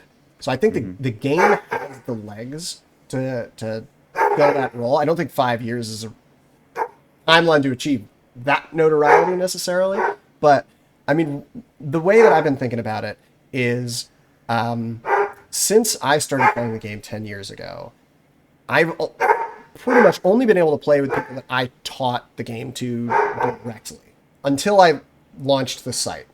And so at that point, like at a random time, you usually couldn't, I couldn't play a game of Cuddle anytime I wanted, essentially. And only after launching the site did it become possible to play at specific times where we've got our events. And now that the site has grown significantly, it's like, it's much more practical as well to find a random person to play with at an odd hour, like any time that's outside of an event. But someday, I want us to grow to a point where you could consistently find a game of Cuddle any time of day, anywhere in the world. If you want to play, you could play right now because there's somebody who wants to play you. That is like my vision, essentially. Nice.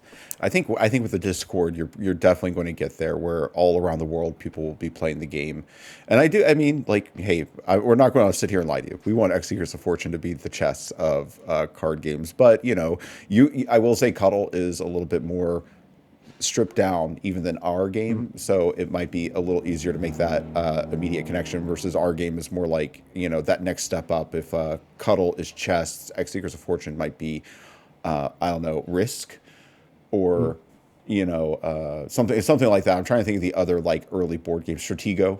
Something where it's like it's chess, strategic chess elements, but in a different, kind of more souped up way. Yeah.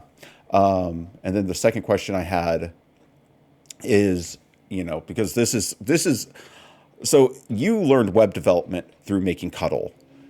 I made my decks of Cuddle, which I still hold dear to me, and that taught me how to design cards to make X Seekers of Fortune with Danny. Now that you have the website set up, do you have specific plans or ideas of how to get a physical card game out there, or is this something where somebody else might have to pick up the torch?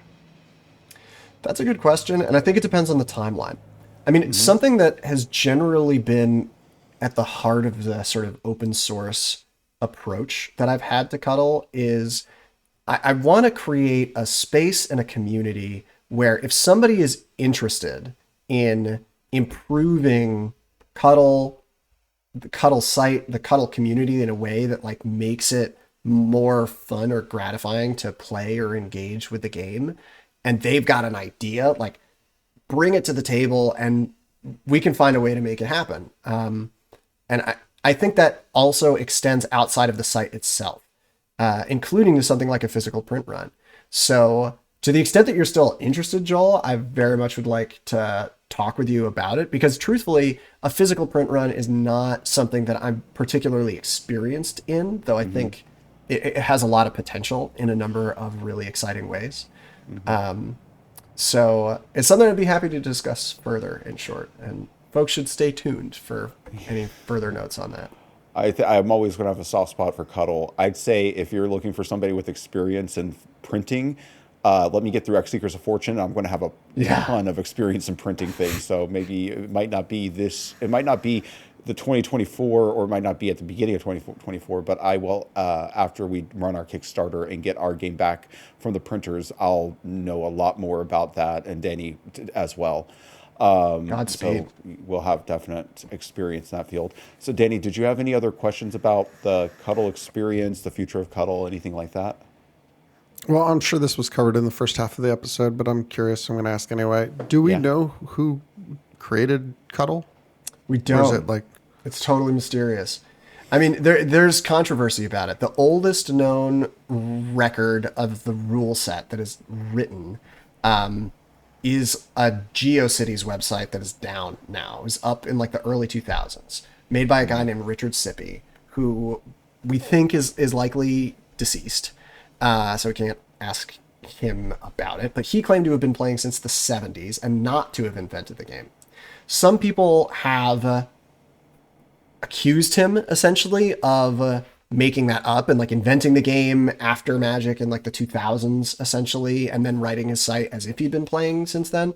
Personally, I've met two people online, one of whom I play with somewhat regularly, who have said that they've been playing since the 80s, which to me quite substantiates the supposition that the game is as old as the 70s, and probably that Richard Sippy didn't invent it, because if he did, I think it would be perfectly reasonable to present it as something that he made himself.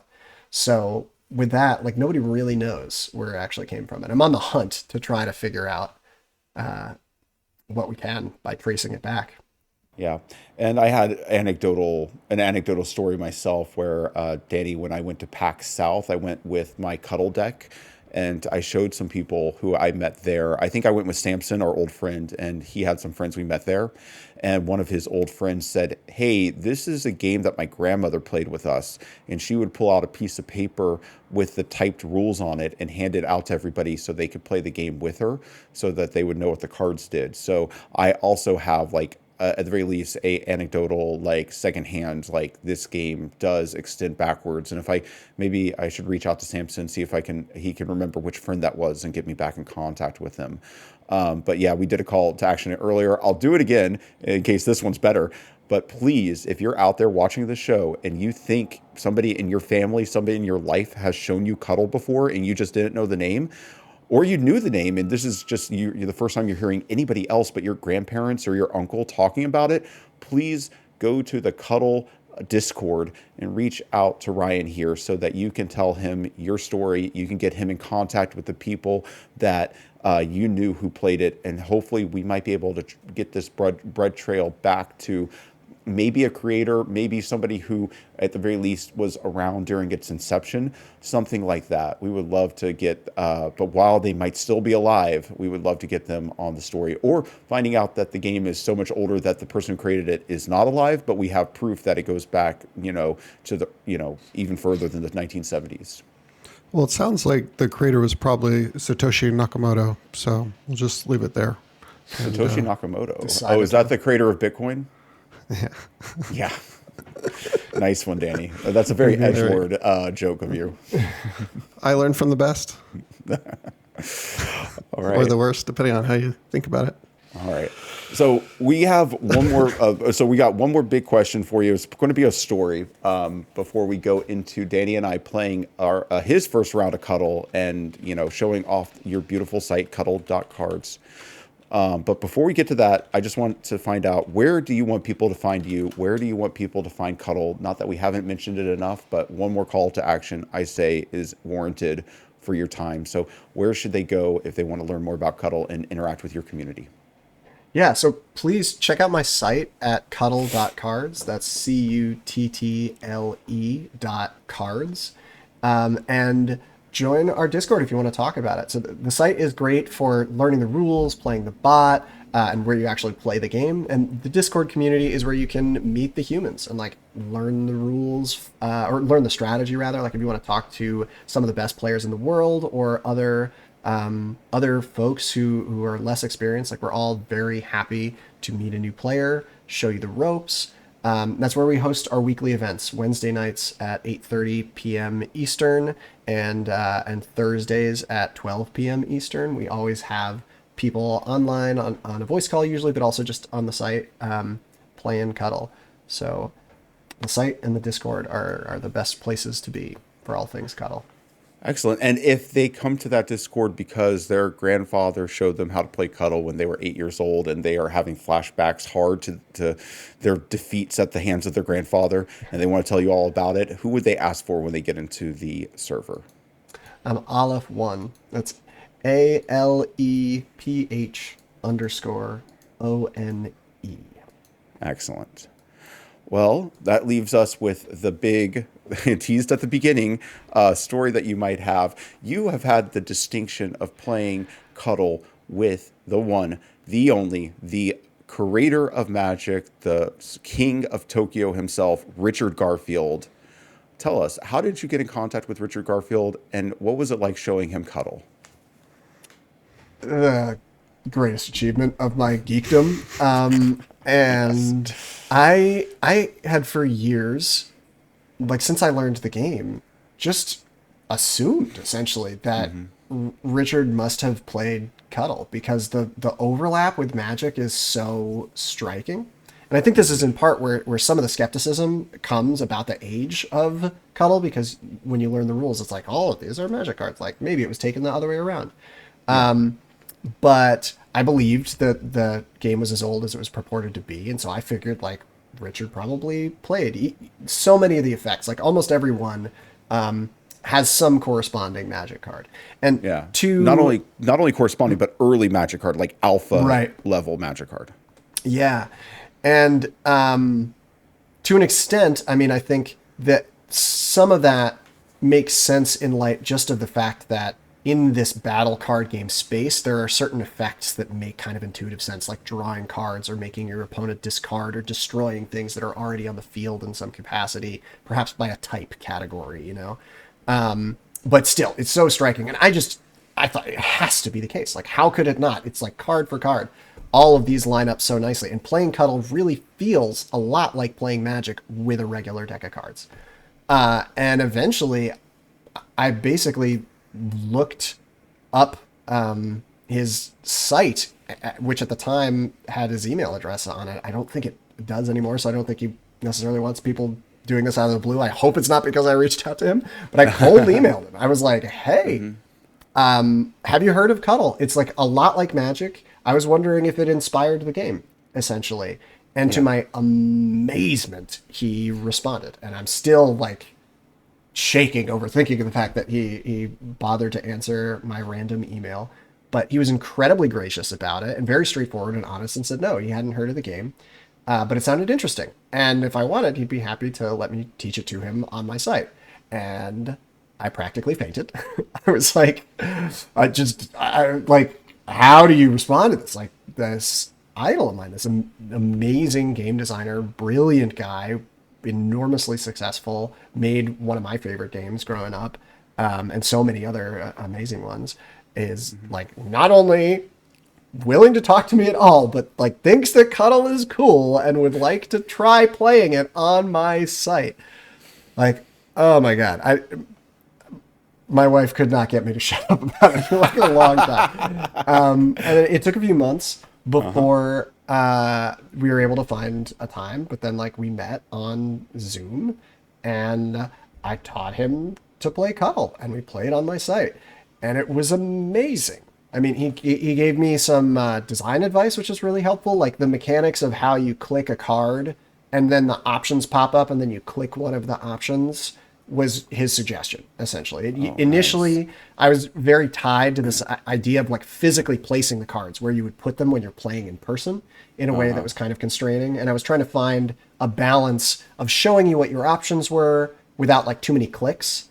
And that doing it this way of like you click a card and then your options appear and you click the option makes so much sense. I'm really grateful to Richard for that suggestion in particular. And we talked about like game design and Cuddle. He quite enjoyed the game. He then like followed up and gave me the testimonial that's on the site, which involves saying like if he'd knew it in college, he would have worn decks ragged through play, which I totally get. I also learned the game myself after college, but like right after college, and I would have played a dangerous amount of Cuddle in college, I think, if I knew it at the time, because it's a lot of fun. Well, you would have been in that perfect environment to teach a lot of people about the game. Like yes, you said, like, I know. Once you learned the game, you started proselytizing for it. So you would have been right there going around to your college, meeting people just to teach them the game. Yeah, starting up a club, for all I know. Yeah, quite possibly. And flunking out of school.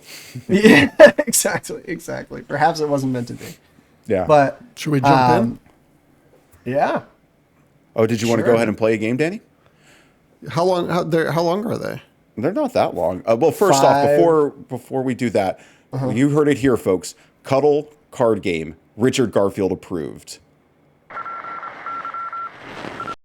Okay. All right, so we're in the game right now, Danny. This is your first time seeing it, correct? Yeah, correct. And I believe you're taking player one's turn. So why don't you, I guess, click on some of the cards and see what they do. I think if you click on a card, it'll tell you what its one-off ability is, how you play it for points, and then the scuttle ability.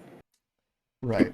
And so on your turn, you make one move. You're either going to click the deck to draw a card to your hand, or you're going to click a card in your hand and then pick a way to play it. So if I click this leftmost card, I see the 3 options for how to play it.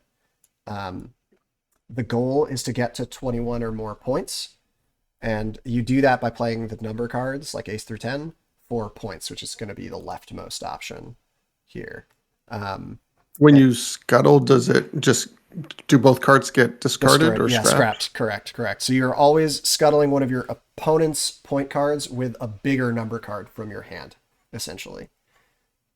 Okay. Yep. Or you could play a one-off effect which depends on the number of the card, and this basically scraps the card for a one-time effect, essentially. So I'll just show a couple of them here. And the royals are a little bit different. They each they stay out sort of like the point cards do, but they give you some different benefit depending on the rank of the card. So a king. And can all cards be interacted with, stolen or scrapped? Roughly, yes. They can't. Only point cards can be stolen specifically, but anything that is out is in principle in some way vulnerable. Yes. Okay, got it. And you play one card per turn? Correct. Or draw one card. Yeah. Yeah, one Okay. move per turn, I would Right. say is the way to think about it. Yep. Okay. All right. I think we can see how intuitively I do here. I think it'll be faster if I just Had at start. it. Yeah. So, okay, so I go first. Right. Okay.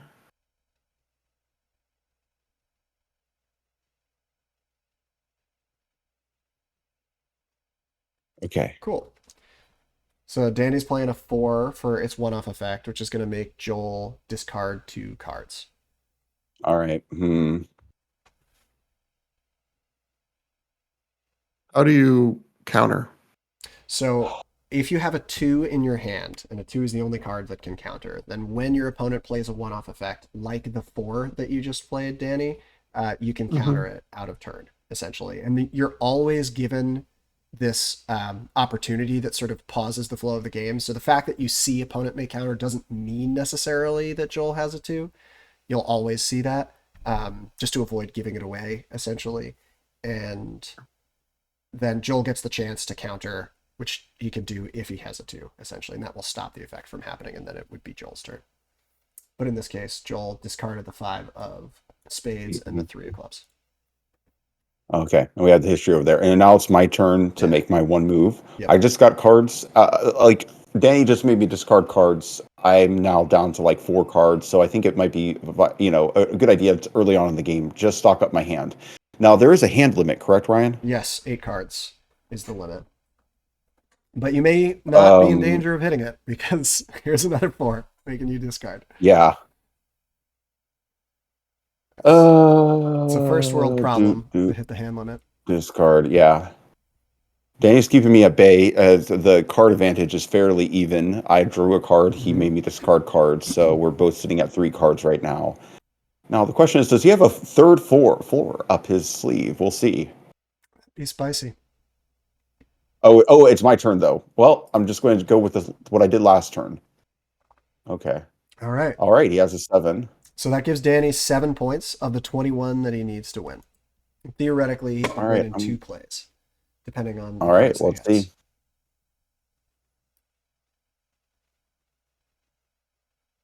What did Danny just do? He drew. I drew. You just drew a card. Okay. Yep. Cool. So I'm going to use this. So Jack steals your opponent point card. Mm-hmm. So Joel's just stolen Danny's points. Ooh, yeah, he had a big one there. Clapping back with more points. Okay. This is an exciting moment because theoretically, the next person to play offense puts their opponent in check either way. And so we're in this sort of nail-biting situation where it's sometimes risky to play offensively. What does the queen do? It blocks your other cards from being targeted by cards that target a single card, which specifically means 2s, 9s, and jacks in a nutshell. So you can't play jacks to steal their points, or 2s or 9s, which each apply an effect to a single card. Okay, this is check. A king reduces the number of points that you need to win. You can see that that Joel's goal has been reduced to 14 points, while Danny's goal is still 21. And if you click the little info icon next to somebody's goal, you can see like how many points you need to win based on how many kings you have. So Joel has 1 king and therefore needs 14 points to win. Joel has 7 points, which means theoretically Joel could win next turn if he has a 7 or greater, essentially. Mm-hmm. And so we call that check. It means theoretically you need to make a defensive play to stop your opponent, or call their bluff if they don't have it.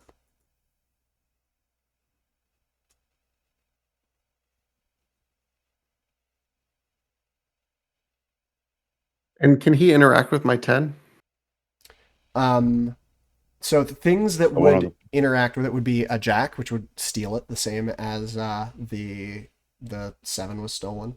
An ace can scrap all the points, or it could be scuttled with a higher 10, which would be the 10 of hearts or the 10 of spades. The ties in rank are decided by suit, where clubs are the lowest, then diamonds, hearts, and spades. So the only cards that will have him win next turn is something that's a 7, 8, 9, or 10, Or a jack.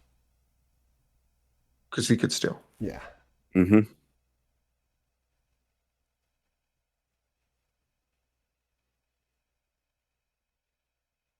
Okay. Sure.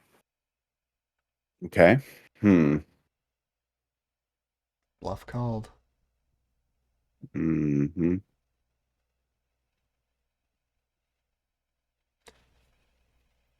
Let's see. Oh, that is No. spicy as heck. So, goodness gracious. Something striking about this is there's when you can win, there's no way to stop it. Like once it's your turn, you can make the winning move, essentially. So now the question is, can Danny stop this rather risky offense that's 1 point short? I mean, basically any number card is going to win the game for him, right? Yep. Mm-hmm. Yes. Yeah. And that's good Okay. game. Huh. That was close as heck. Good one. Okay. Let's run it Would back. you like to do you okay? Yeah, of course. Yeah, let's run it back. I guess I'm ready. Oh, I'm ready. I'm ready. Okay. And are you going first, Danny, or am I? It says that I'm going first. Okay, cool.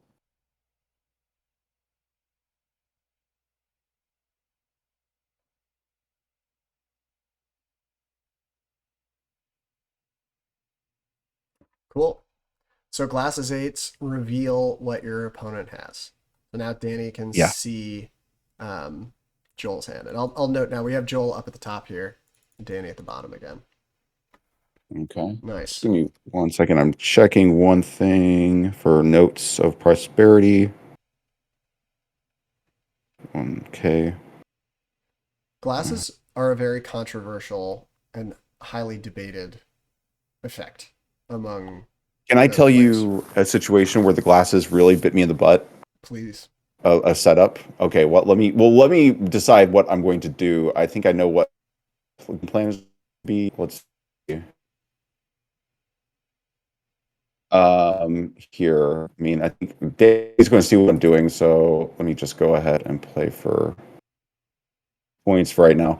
So I had 4 jacks in my hand, it clogging my hand, and Yeah. my rival opponent played the glasses. They could see that, and then I had a way of getting jacks out of my hand, and they just did not play any point cards until Yeah. they were like ready to go. Oof. And so I was going to say, like, you know, one I had based off of that was that what's you're trying to play this top 2 cards. Yeah, I want you to resolve that. I like that card. I want you to get to it. My thought was maybe with the hand limit, you could still draw to pass the hand limit and then discard any card from your hand. So you could like filter out bad strategy in that situation. Yeah. It still kind of encourages a slow. You scalawag. All right, I gotta.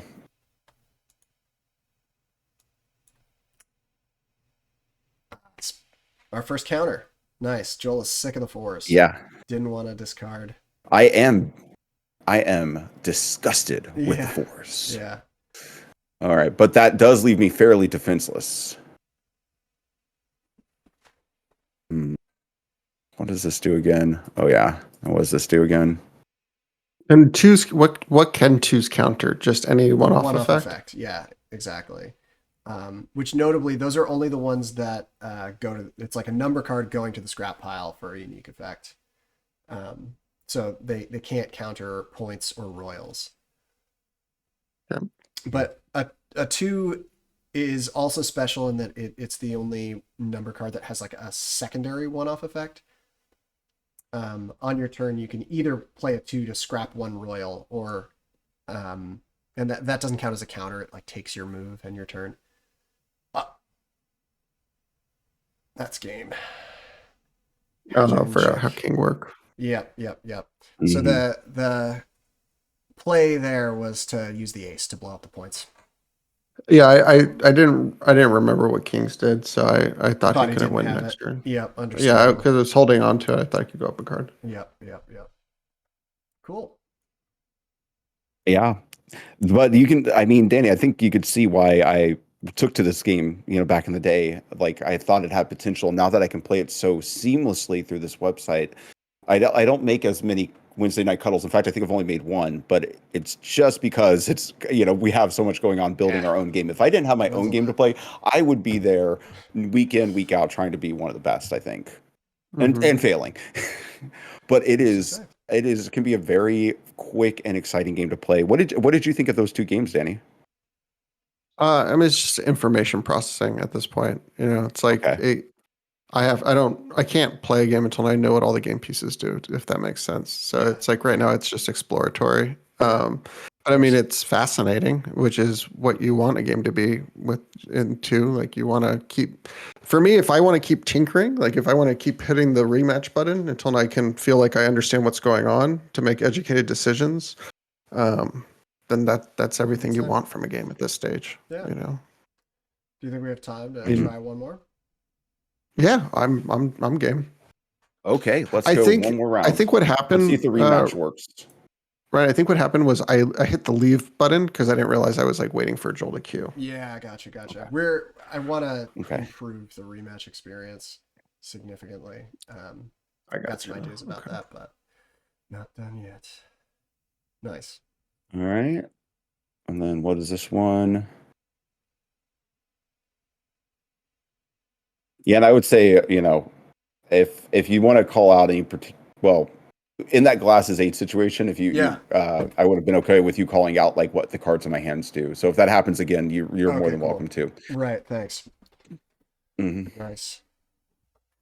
Okay. So yeah, here it's common to see players kind of drawing up as they build their resources, navigating how they want to first mount a setup of some kind. Hmm. Yeah. All right, so Okay. Danny's got that queen that'll protect his other cards from twos, nines, and jacks. The two most important things about that when you play a queen are that it makes your one-off effects uncounterable, and that your points can't be stolen by jacks. All right, so now, ooh, this is a spicy play. So with two kings, you only need 10 points to win, which means Hmm. Hmm. that if Joel has a 10 in his hand and Danny doesn't block this right now, that Joel would win, and it would be too late to do anything about it. But Joel How do I? specifically needs a 10. What interacts Hmm. with the king here? Twos, sixes, and nines. A two lets you scrap one royal. A six scraps all the royals, and a nine returns one card to your opponent's hand.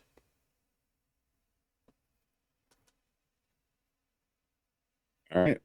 All right. Okay. You got So, rid of one of my kings. Let's go ahead and draw.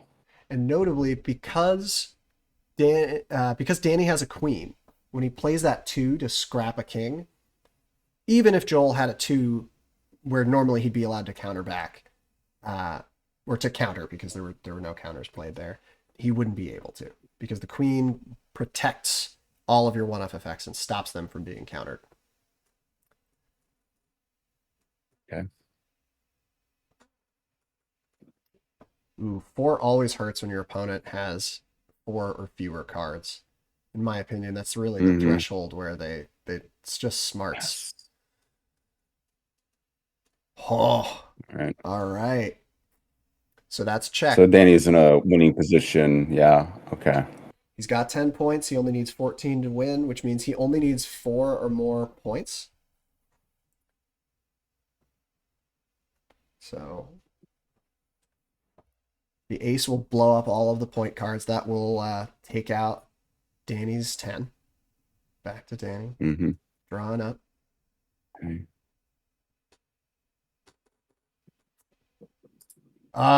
It stings. Getting forward out of a hand.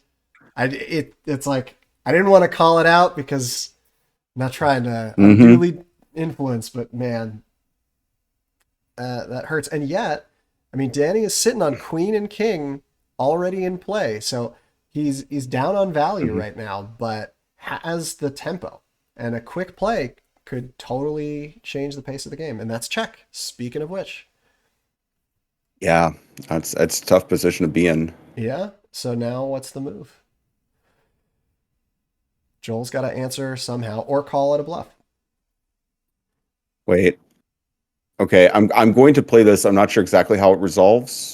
What, Neat. maybe I should ask. Sure. If Yeah. he has the queen in play, does that protect his king from a It does sweeper not. effect, or does the sweeper effect? Okay. Yeah. Any board wiping effects go straight through a queen.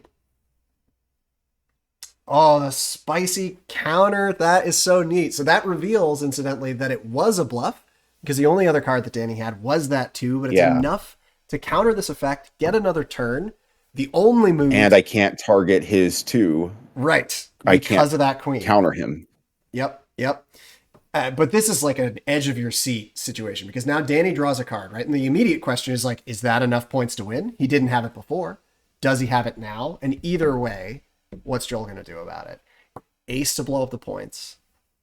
That's a solid answer. It's not a yeah, I'm not loving the position I'm in, but I think I've I mean, learned you're a up a lesson here. card currently, right? So this is a classic trade-off between initiative and value. Right now, I mean, you're going to decide what you want to do, but you have a total of 4 cards and your turn to go first, essentially. So you're not up fully a card, but one turn ahead in the value Hmm. race, as it were. Yeah. Now A that's classic Joel move, like reacting to what I probably should have gotten rid of, and preemptively I react to it after the fact. Okay. that's check again. It is already check, yeah, because all he needs is anything above an eight, Yeah, eight eight or and above, more. Yes, correct. eight or Which I mean, more. as we get further and further through the deck, it always is a question of whether they really have it. But yep, 8 or more would be game over. So, do you respect the It's a check, or much do you better have something to chance. do about it? Ugh. I feel like I've been playing on the ropes, but it's not like I can win next turn. So, It's fair and it's safe. It's a 1-for-1 hmm trade. Here's an interesting choice. Okay,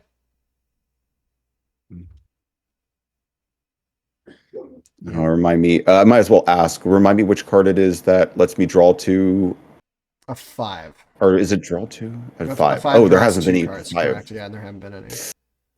Yep. Okay, I'll take this instead. Does he see what I take? Yeah, he Yes. does. Yeah, Okay. it's in the history. Recently animated as well. There's that card you were looking for. Ah, there's what I was looking for. Yeah. All right, go ahead.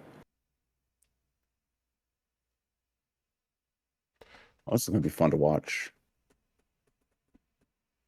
Now, Danny's up in terms of card advantage. He's up 3 cards to my 1 card, and we Or both have a I king in count it play, so 4 to that means 2. it's Yeah. oh 4 to 2. Like Okay. as far as total Oh, cards do in you count the play and in the cards hand. on? Yeah, Yeah. that's how Oh, I okay. think about it. Wait, what does that say? Yeah, So, yep. Yep. Okay. And the and table's about fair turn. play. Let's check again. Nail biter here.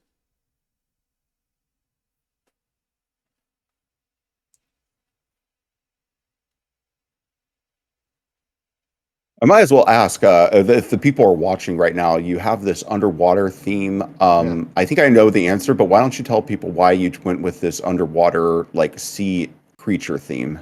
So the name of the game, Cuddle, is the nickname for a cuttlefish, um, which is a really cool animal, and we sort of designed the logo to be a cuttlefish that helps kind of spell the name of the game with its tentacles, and the nautical theme somewhat came out from there, I'll say. Okay. That was a Yeah, that's an clutch interesting. too. Yeah, I think Danny probably took the game, but I Yep, might as well. yep. You There got you to go. go for it Got it. anyway. Nice. Ah, Two nice. and one. Mm-hmm. Well Wait, played, guys. Oh, yeah, Danny, like now that you've processed a little bit more, any other thoughts about the play of Cuddle? yeah, I mean it's clearly a tempo game. Like you have to pick your spots. So Yeah. it's kind of important to understand. Like I'm still trying to figure out exactly what the interaction was. Like I thought I could counter your jack, but it turns out I have to like kind of sabotage it using X speak. And I was a little Right. nervous. I didn't know if I got rid of it. I mean, I assumed that I would get the 9 back. I Right. didn't know if it Yeah. Yeah. was, but it wasn't 100% sure. Yep. But I assumed. Yep. That is a bit nuanced, and you totally made the right play there because you had the two possible targets, right? The two was the only card that you had that could do anything about the situation because the 8 in your Hmm. hand was too small to scuttle Joel's 9. So you had the Hmm. 2, and you could either target the Jack or the King, and in that situation, the Jack is definitely better because the King would have stopped Joel that turn, but not given you the offensive swing essentially that destroying the Jack did. So you definitely Yeah, played that one exactly. right. But you're also right that a 2 doesn't allow you to destroy a royal like as a counter immediately when it's played without taking your turn. It only counters one-off effects, like the things that are already going to the scrap pile, essentially, as opposed to something that's like persistently benefiting you over time. Sweet. Yeah. Yeah. I think it's funny because now having played this, I definitely think that X and Cuddle coexist in an interesting way because I Mm-hmm. mean Cuddle just is a much faster game. Like it's Yeah. not Right. ever gonna X is not ever gonna play this fast. It can't. Hmm. So I Mm-hmm. mean Mm-hmm. it definitely is nice to have that game that you can have that goes under in terms of playtime because you could realistically play this in 10 minutes and there's Yeah. not a lot of games that you can get a nice strategic. It feels Hmm. there's another game other than Magic that I'm thinking about here. I don't It almost feels like a much more complicated version of rock paper scissors in a way to me. Interesting Like comparison. I feel like you're constantly trying to read what your opponent is going to throw down Yes. and and make sure that you're not running Playing paper into into it. scissors or something. Right. Yeah. Right. And Hmm. um but obviously like not one dimensional in the way that rock paper scissors is one dimensional. It feels like whatever the 3D version of that is, Yeah. you Yeah. know. Or the double elimination version of rock paper scissors, where you have to actively, kind of like pass twice, make a mistake twice in order to get beaten, twice It in a row, if makes you will. it makes sense also why in multiplayer you would lower the point total because Yeah. Hmm. just having two defensive actions versus every offensive action Right. necessitates an easier Totally. finish line. Hmm. Whereas Well, this is interestingly, super sweet. 2v2 doesn't have to change it because you still because your partner can help you win essentially, at least indirectly by playing a jack and like stealing to you. So that one is still a 21. I think we're going to go ahead and wrap up the show, unless Ryan, was there anything else that you had on the top of your mind that you wanted to get out before the end of this broadcast? I mean, really, I just wanted to thank you both, Joel and Danny, for inviting me on the show. I really appreciate it. I hope you had as much fun talking about and even playing some cuddle as I did. And of course, to extend an ongoing open invitation to you both to hang out for some Wednesday night cuddle if you're ever interested. That's where I'm going in a few minutes. So you're Yeah, always welcome. yeah, because we need to get you out of here for that. If I didn't already have a couple plans tonight, I think I would have just transitioned right into that. I think I'm really looking forward to having a Wednesday where I can just, stay at home. But with Wednesday being one of my few off days, I tend to try to make plans I hear you. going out. Awesome. Danny, was there any last minute things you wanted to say? Anything in the X Secrets of Fortune news that you want to bring up here at the end? Any announcements? I mean, just that, Tuesday Night X is ever transforming. We have Emmy Corpacon from TikTok now anchoring it with the stream. So if you want to come Cool. hang out with Corpacon and Bryant, J Crane 87 from TikTok, and Laird is also streaming on Twitch. Everyone is welcome to come out, and if you want, you can even end up playing a featured match on stream. So would Yeah. be happy to have anyone who wants to be here. And if you are looking for games on a weeknight, you have a 1-2 punch: Tuesday Night X and Wednesday Night Cuddle.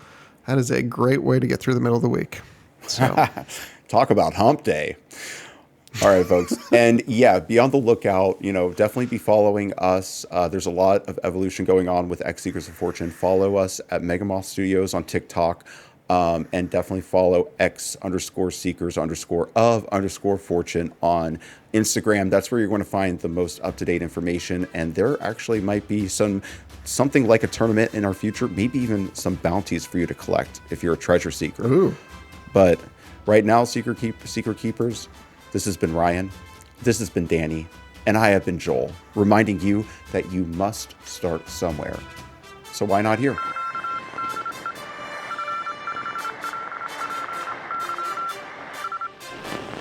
Do you think there's any way to change the rules of Cuddle such that Joel can never win? Oh, easily.